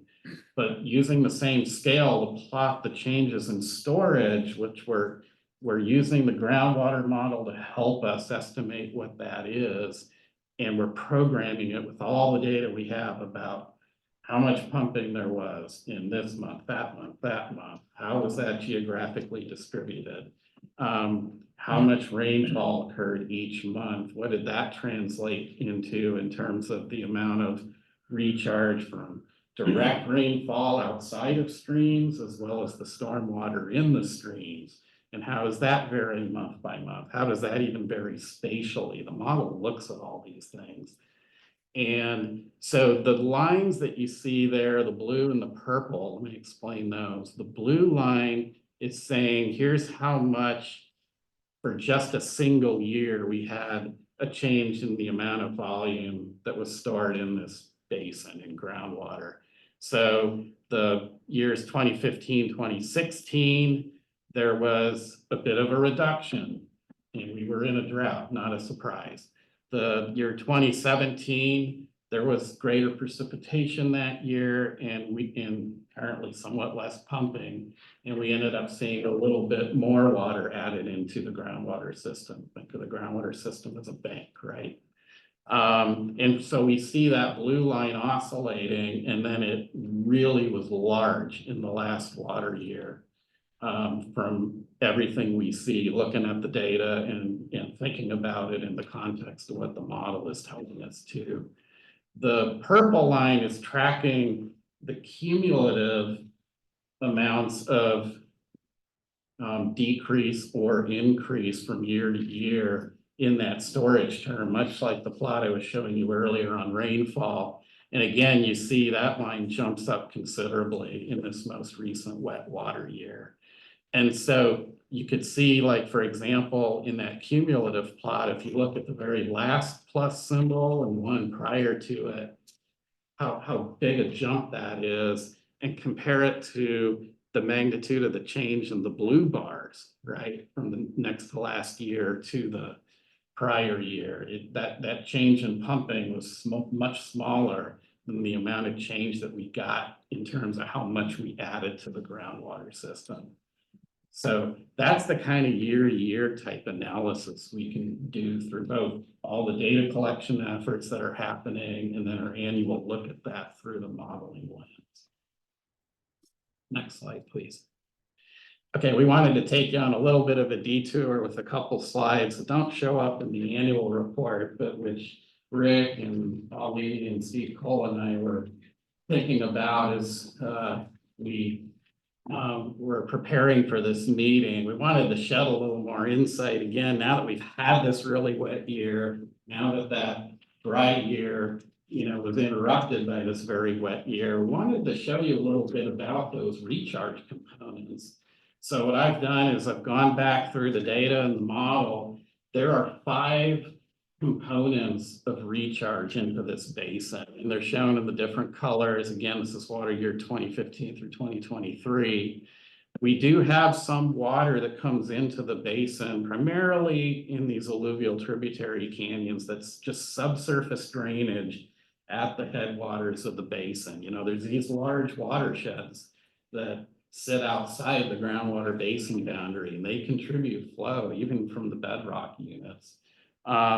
That's the dark gray. The next 2, the precipitation recharge and the stream flow recharge from stormwater, think of those as the natural hydrologic loading into the basin. It's the direct rainfall outside streams plus the recharge that's occurring within the stream beds down into the aquifer system. The pinkish bar, that's the recharge that humans are putting into the stream. So that's everything from how much of the water from, say, releases out of Castaic actually make it into the aquifer system, or Whitaker Burmite. They have an NPDES discharge into the Santa Clara River, and it's clear from looking at that that typically infiltrates into the alluvial aquifer. So we're accounting for those things. And then lastly, in the green, there's the other recharge that humans contribute. So it's urban irrigation, agricultural irrigation, and then there are septic systems out in the unincorporated areas, and that's the green. You can see the things we talked about earlier with 2023 of just how the 2 blue bars are so much higher. And a couple other things worth pointing out is that purple bar in 2023, 13,542 acre feet, a lot higher than prior years. And this was partly the influence of those releases into the Dry Creek, Dry Canyon Reservoir system is why that one ticked up so much. So just to be clear, you are measuring it then somehow, or estimating it? So we put that in the model, Okay. yeah, and actually said, tell us where it's going. Is it infiltrating or not? Yeah. And we had to be careful about that because of course that channel's lined. So we have to be careful about where we're putting it in that first online stretch. So. John, where are the charges from water reclamation plants? In this chart. So they are, I think those are in the purple, if I remember correctly. I don't think those are in the green. And so what happens there, and I was thinking about this prior to the meeting and going back and looking at this, one thing you'll see is that in those purple bars, they're actually somewhat higher in 2015, 16, and 17 than they are later on. And there's a reason for that, which is that the water table was lower in those years. So when those and it's primarily the Saugus reclamation plant, when those flows are entering the stream bed, there's a pretty thick unsaturated zone that can accommodate that seepage. But when the water table starts coming back up and there's less unsaturated zone to work with, you're going to see less and less of that flow actually not only recharging the aquifer, but not daylighting again. So that term is actually kind of a net of, you know, how much of that flow is not only sinking in maybe near the outfall, but daylighting again as we get to the perennial reach of the river. Next slide, please. So this was the other slide. We wanted to give you some perspective of the question of when we think about how much recharge has occurred in the basin, which is the blue bars, what does it mean for how much we've essentially added to our bank? What's the change in storage in the basin? Those are the orange bars. So of course, every year there is recharge occurring, as we see from the plot. In those dry years, 2015, 16, 18, 21, 22, we can see it's hovering right around the mid 40s, maybe low 50,000 acre feet. But the demands on the aquifer, again, not just from humans, but just from the fact that groundwater discharges naturally.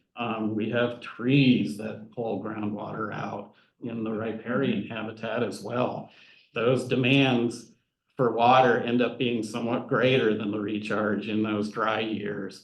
When we get into a year like 2017, we do see that reverse. There was enough rainfall that year that of about an estimated 65,000 acre feet of recharge, we had about 20% end up in the bank, so to speak, 13,000.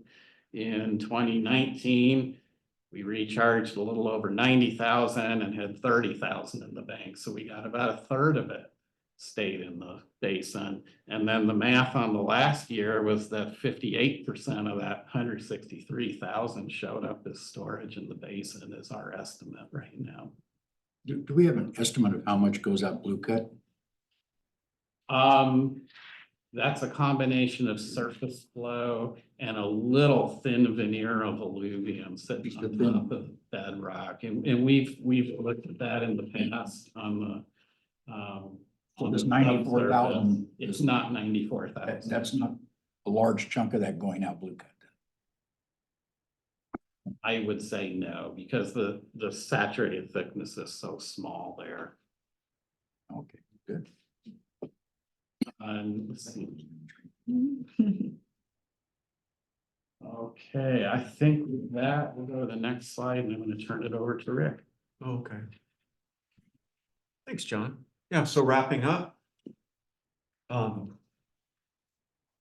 the way, a lot of good work on that. The use of the groundwater flow model in these reports is always it's a heavy lift because of the way that the Department of Water Resources requires things be reported. And so thank you for that and your team.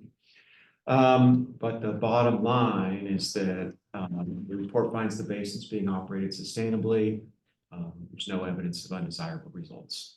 And this is an action item. We're seeking the board's approval to adopt the report. Really, next slide. And moving into this year, John showed the graphic with the blue and the green where he talked a little bit about subsidence. Quick update on that. We're moving forward to hiring a contractor to start doing the subsidence monitoring.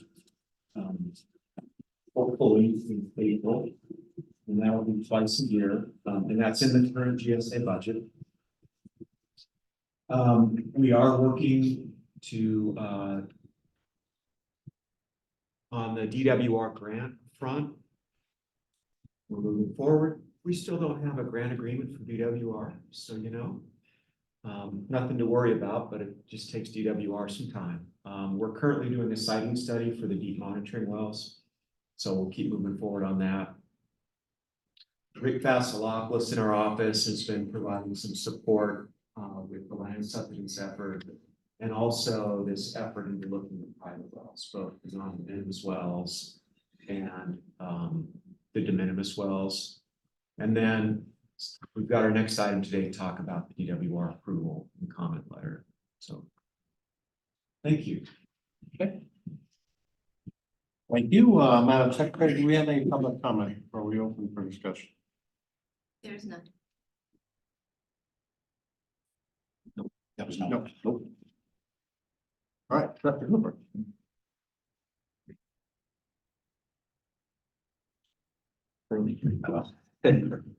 Just one quick question on the ag water use, and most of that is 5 points on their ag well. Have they started reducing their water use as their projects are coming online.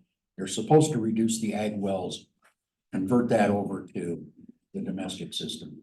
Is that happening? Do we know? I don't know, but we can find out. They do report the instructions to the GSA and to SCV Water. John, do you have a beat on that? What I do know at this point is just what the amount of water use was. I don't know the exact cause of the change. But in 2023, it was about 6,100 acre feet versus the prior 2 years, it had been a little under 12,000 and a little under 11,000. But with the wet years and the dry years, it's hard to tell what. That's right. So we'd have to look at a long term what their ag use has been. Yeah, the 6,100 was low. It That's was lower than I think it's been for a long time, from what I recall, looking at the records in the past. Thank you. As I recall, Dr. Okay. Cooper, they did, Dr. Marks? yes,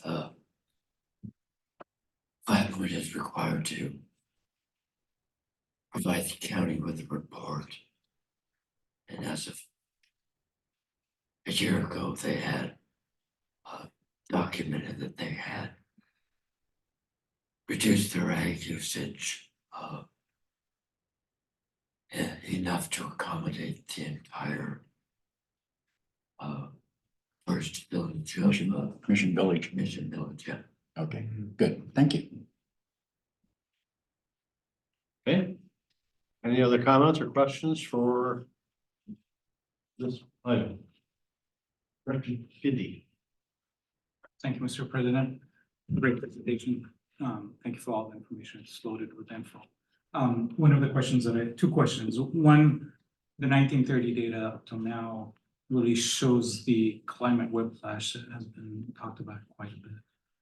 How much impact does that have on your calibration model? How much confidence do you have in the model, given the fact that things are changing in general? So that's question one. Question two is with regards to subsidence and deformation.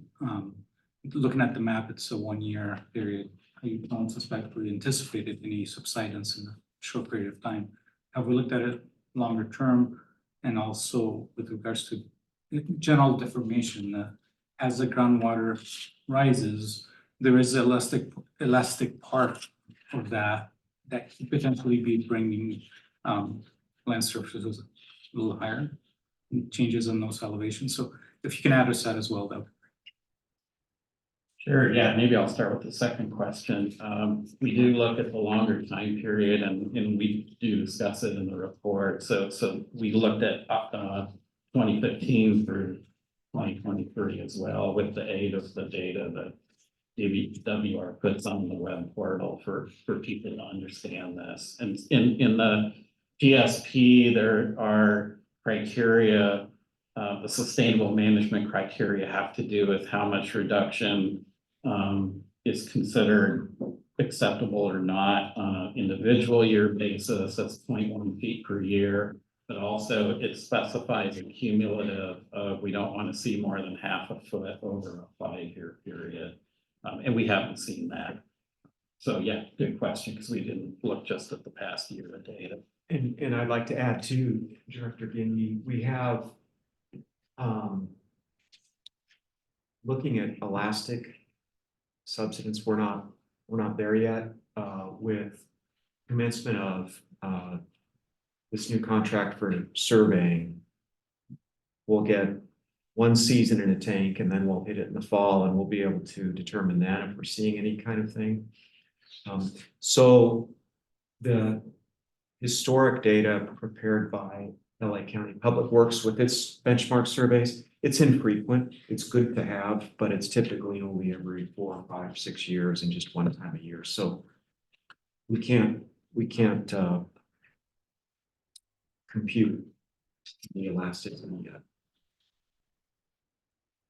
Regarding your first question, one of the things I really appreciate about working in this basin is how great the records are. The data keeping and field measurements that are done. There's been a long history dating back to the early 1980s of water agencies, not only collecting the data, but doing a good job maintaining it in terms of groundwater levels in their wells, pumping levels, static levels, having those readings each month, having the monthly production volumes. That has given us a 43, 44-year period of time to calibrate the model to. We need to look at, why do we see, for example, maybe this much fluctuation between a wet and a dry period in this part of the basin, but maybe this much down here? What explains that? And how does the model account for it? But B, does it account for it in a way that makes geologic sense and hydrologic sense? So we have a long calibration period that's based on the water level records and pumping records in the basin, the stream flow gauge records, the rainfall records. And that gives us confidence in what we're producing.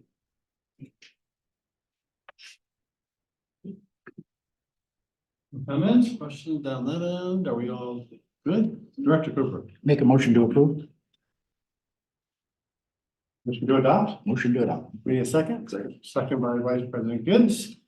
Madam Secretary, please call the roll. Can you call your name, please state your vote? Dr. Cooper, Yes. Dr. Indy, Yes. Dr. Goodside, Yes. Dr. Mark, Yes. Dr. Natoli. Aye. And President Gibbs, Aye. Dr. Martin. Yes. Thank you. Item 3.1 is passed. Thank you. Thank you very much. We can move on to item 3.5, discussion of framework for updating the Santa Clara River Valley East Subbasin Groundwater Sustainability Plan, presented by Rick and team. Thank you, President Martin. We do not have a PowerPoint in this, and I should say you're welcome. Already today. So we've got a verbal, I'm glad we just that. So the staff report goes into some detail. We have reviewed for the Department of Water Resources comment. Overall, it's positive. They did approve the GSP, so that's what we were looking for. But consistent with other DWR approval letters, they want us to make some adjustments. And so we have been through the comment letter in some detail internally, and we're starting to formulate an approach to make those adjustments.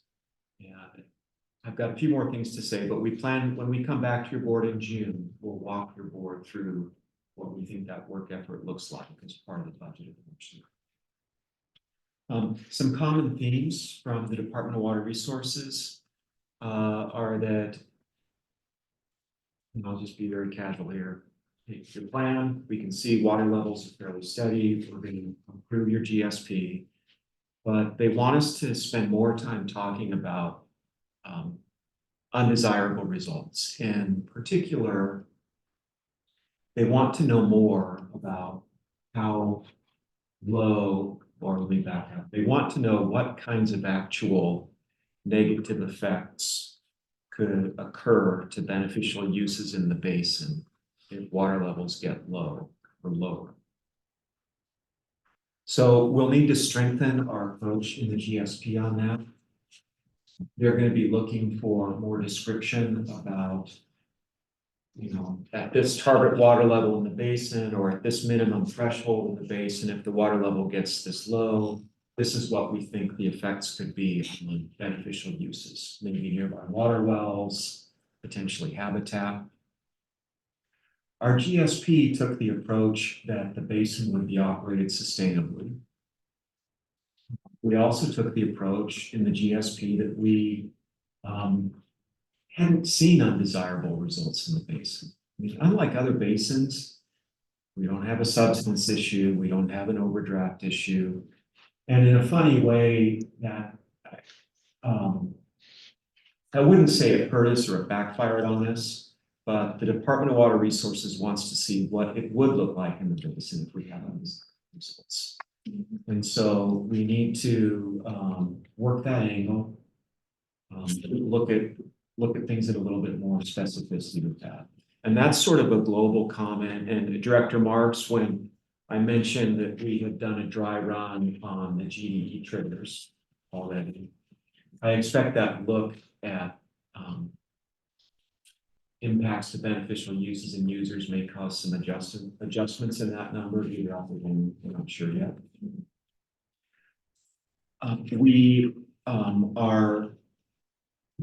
We've broken the key components, and I'm not going to go through them in detail unless your board would like. But essentially, there's a table attached where they want us to do more work with the hydrogeologic conceptual model. Okay, that's fine. We look at the clay zones in the basin more. The department wants to know more about the clay zones. They want to know if they are prone to subsidence. So we need to provide a little bit more information about exactly how thick these clay layers are, whether or not they're above and below the sawdust formation, potentiometric surface, etc. So we know how to respond to that. That'll be a review of existing electric logs in the valley. We'll be loading that information into our existing 3D model. They want to know more about sustainable yield. That gets to this concept of any potential effects to beneficial uses and users. So we'll set that bar, and then we'll look at sustainable yield again. Sustainable management criteria, similar issues. We'll need to look at those. We're expecting revisions of the minimum thresholds and the GDE triggers. With degraded water quality, they had some interesting comments on that. They would like to see the GSA have specific water quality metrics throughout the basin that would spur some sort of response from the GSA. Something that tells DWR that we understand that when water quality, what we talked about water levels today, when water quality reaches a certain point, that may be an issue for the basin. So we're looking at different ways to do that. Looking at different management areas in the basin might be one way to do it. But there's a solution to that. And it gets a little bit muddy because the GSA is not really a regulatory agency. We look to DTSC, Division of Drinking Water, Regional Board to really be the enforcer on these things. And that's the approach we took in the GSP. But the Department of Water Resources wants us to get more specific. So we'll need to do that. I've already talked about this fourth component about describing beneficial uses and users. So we need to get more specific about how water levels may affect beneficial uses and users. What we'll probably do, and I don't know what we'll do yet, because the larger team needs to look at it, but we may, we're going to need to get more specific. We're going to need to talk more spatially in the GSP. We might get down to the level in this reach. This is the target water level. In this alluvial section of the basin, this is the target water level. In this section, this is the target water level. Right now, we have target water levels across the whole basin. So, in order to respond to their questions, we might have to get very specific. So we'll look at that. But that's all something we can do. We've got a 3D model that has these areas in it. So it's just looking at things in a different way. I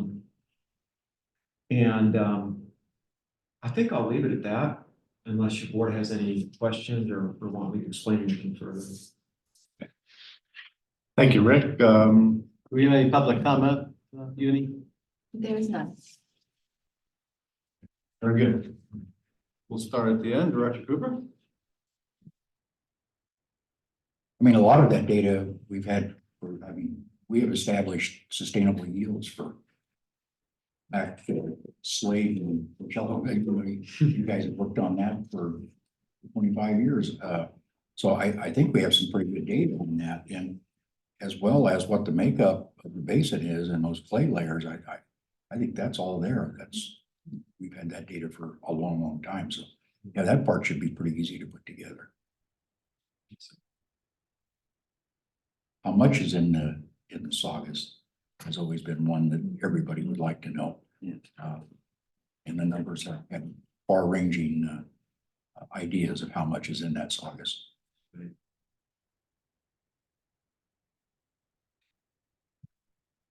Dr. Gute. First, I appreciate, the level of detail and effort that has gone into all of this.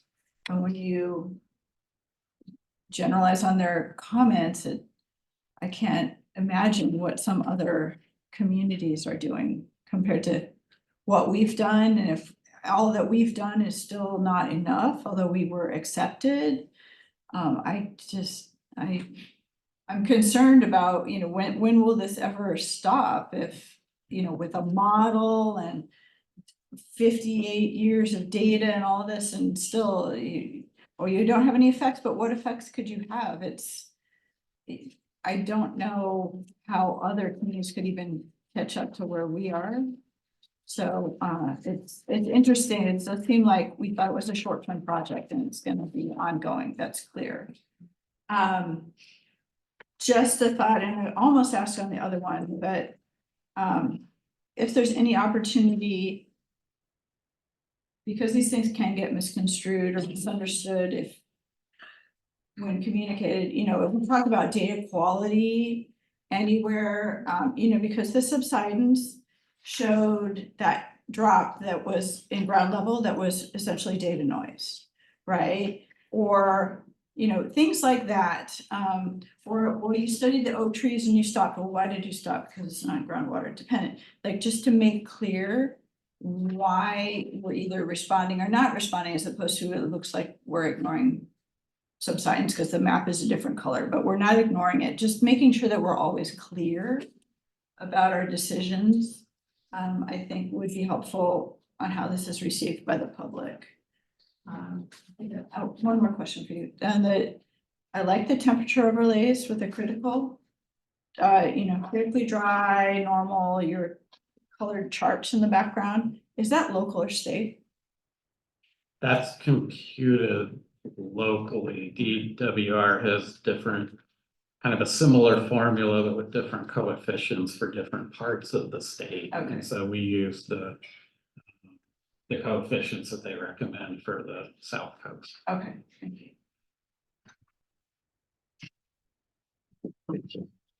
Down this way. Director Martin.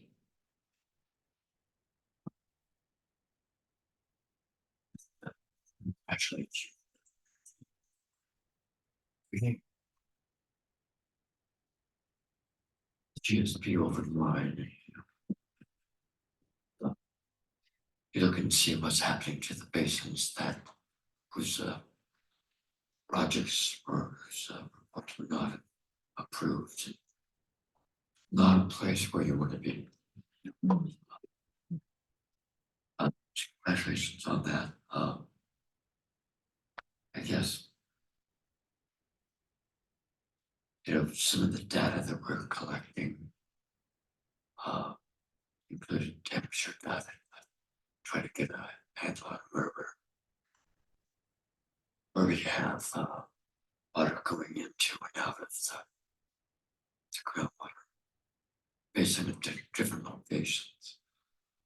Is all of that ongoing now? And or did the flows in 2023 kind of cause us to have to reset those? You refer to the temperature data? The probes that the GSA installed? Yeah. Unfortunately, those probes have been lost with the storms. And so no, the data is not online. We do record temperature in the date with the data loggers that we have sitting in those two probes up the GDEA at the east end of the riparian corridor and GDEB down near I-5. So we have water level and temperature data at those two spots. Groundwater temperature, but no surface or shallow temperature. Okay. Do we think that we'll need to work with 5 Point again to try to reestablish those, or given the comments you've gotten from the GWRs thing, you'll put that on hold for a while? I'm thinking we may want to back burner that. The temperature data was well, it was a good idea. We never tried to collect data like that in the river system before. Unfortunately, it's not a very durable way to collect data. And the probes can easily be lost. So my thinking is we want to back burner that. I don't think that's the most important thing we need to do moving forward. Thank you. Director Geek. Thank you again for the presentation. I'll echo Director Woodside's comments about the continual growth of the scope, expansion of what we call scope creep at this point. But I wanted to hear a little more about, I saw PFAS as one of the items that were listed on the table. Are we anticipating that DWR is looking for us to do a water quality model of the groundwater resource? I'm not anticipating that yet. But I mean, if we needed to, we could, or we could use particle tracking with flowing when we need to do that to demonstrate a new approach that we think would satisfy the department. Thank you. Yeah, we should look at that.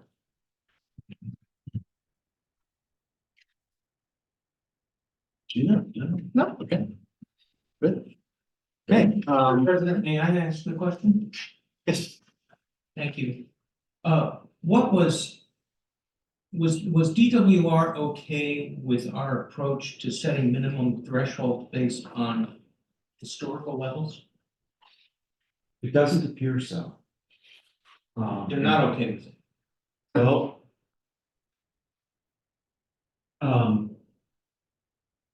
I don't think so. I think they want us to set minimum thresholds based on impacts to beneficial uses. But John, I agree with that. That was my read on it. With they were looking for greater clarification on what exactly in a physical sense constitutes an undesirable result.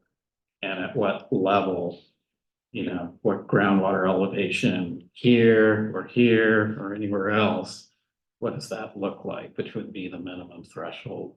The GDE trigger levels might be a different story. I can't recall how much they talked about those, but we established those primarily based on thinking about historical lows, whether it was data we had at certain points or in places, you know, at a lot of GDE piezometers, there's only data for what, year and a half now, 2 years. And we use the model to estimate what some of those conditions might have looked like. Thank you. Mr. President, I may add just to the comment of reading through the DWR comment. They wanted clearly to identify the undesirable conditions, quantify it, and also provide qualitative description of what's the undesirable condition that your action is going to prevent in the basin. And they want us to relate our thresholds and triggers to that undesirable condition. This is the trigger that will help us to avoid us getting into the undesirable condition. So that's the exact language they used in the letter. It's just they want us to be more specific and quantitative about our undesirable conditions.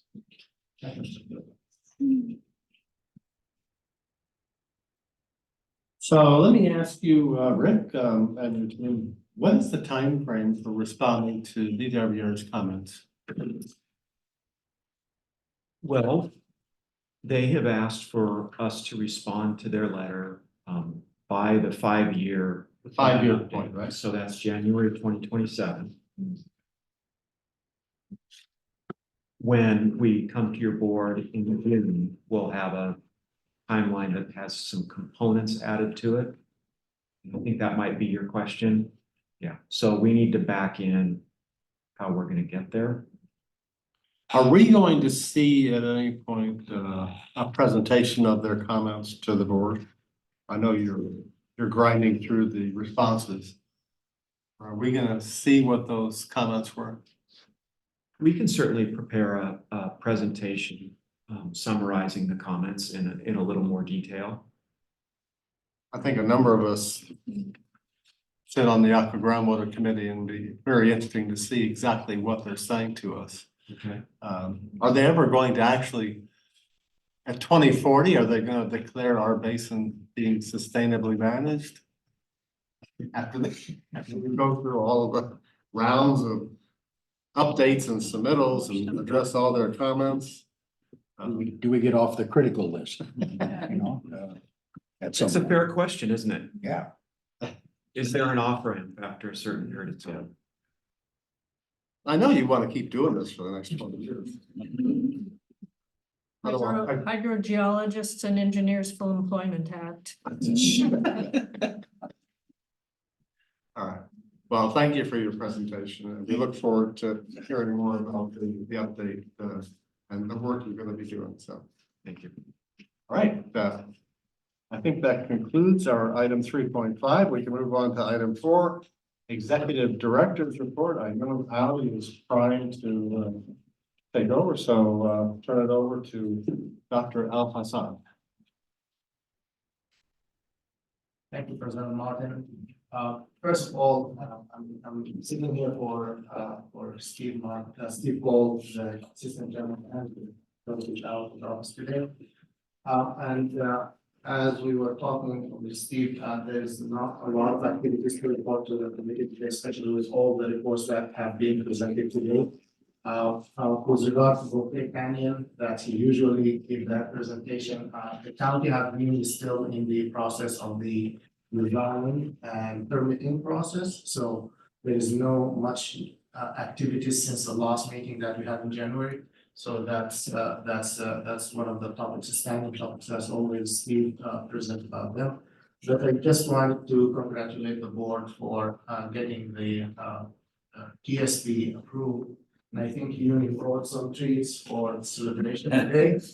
So please help us. So this is really a big deal, especially if we are looking at how the many of the other agencies didn't have their DSP approved or deemed incomplete, and they have to do a lot of work. So we still have work to do, but at least we have a couple of years to strategize about it and try to find the right information that we can provide it to the DWR in a clear way. So thank you very much. Very good. Do we have any public comment? Any? We do not. Okay. Any questions or comments for Ali? Thank you very much. That concludes item 4. Move to item 5, direct request for future agenda items. I suspect there may be some requests. Director GSA. Probably not gonna phrase this eloquently, but as you bring, the proposed increased scope to us, I mean, and I know the water agency will do this and Ali's department, all that. Can you comment on, whether this is within the scope of the original legislation that led to this, if there is scope creep, if it's being asked universally of everyone? Because I just can't it just seems like a big shift from the original intent that was discussed with us and I just like, you know, a little comment on that, if that is normal or if, you know, what's behind it. Can we say no to any, I'm a little concerned, especially about if we get into water quality monitoring, that it was just never, you know, envisioned, and yeah, that is other agencies, you know, it could be harmful to us to do some of these things, I think. And so maybe some background of why are we doing it? Do we think it's a good idea? Do we think it'll be fine? Do we think we should push back? That kind of thing, as you are adding to our projects. You know, Was that clear? yes, and as you're talking about it, jotting some notes down, but the other thing we can do when we come back is on the water quality front, we'll take a look at how other GSAs are handling water Yeah, quality. stuff like and that. some of these other issues. I know some of these comments that we got from DWR are more of a global comment. Other GSAs got them. But the water quality is a particularly interesting one. And I've had this similar thought with you. I mean, just to be sort of blunt, is, you know, what is it that the state thinks we're gonna do? I mean, I don't see our GSA or any GSA moving into a regulatory front for water quality. So I'm a little concerned about that. And maybe they'll clarify if enough agency to ask them. Yes. Yeah. Well, it was clear that the legislature did want to include water quality in the plan.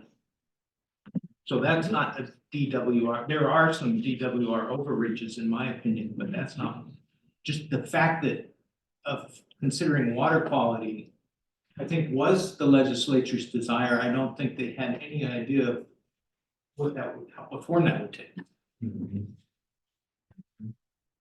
But maybe they were thinking specific water quality, like we've thought of not PFAS or whatever else could be related to, say, industrial pollution. I don't know the legislative intent, but maybe there's some guardrails that will be agreed upon that we can model our project on, so. Yeah, this uncertainty that Mr. Goods was talking about has existed since the beginning. We were never sure how to handle water quality. It just asked us again and now we have to do it. I think part of the intent was what they were seeing in the San Joaquin Valley with nitrates. Sure. Mhm. And these nitrates migrating into small domestic or even municipal groundwater wells. Mhm.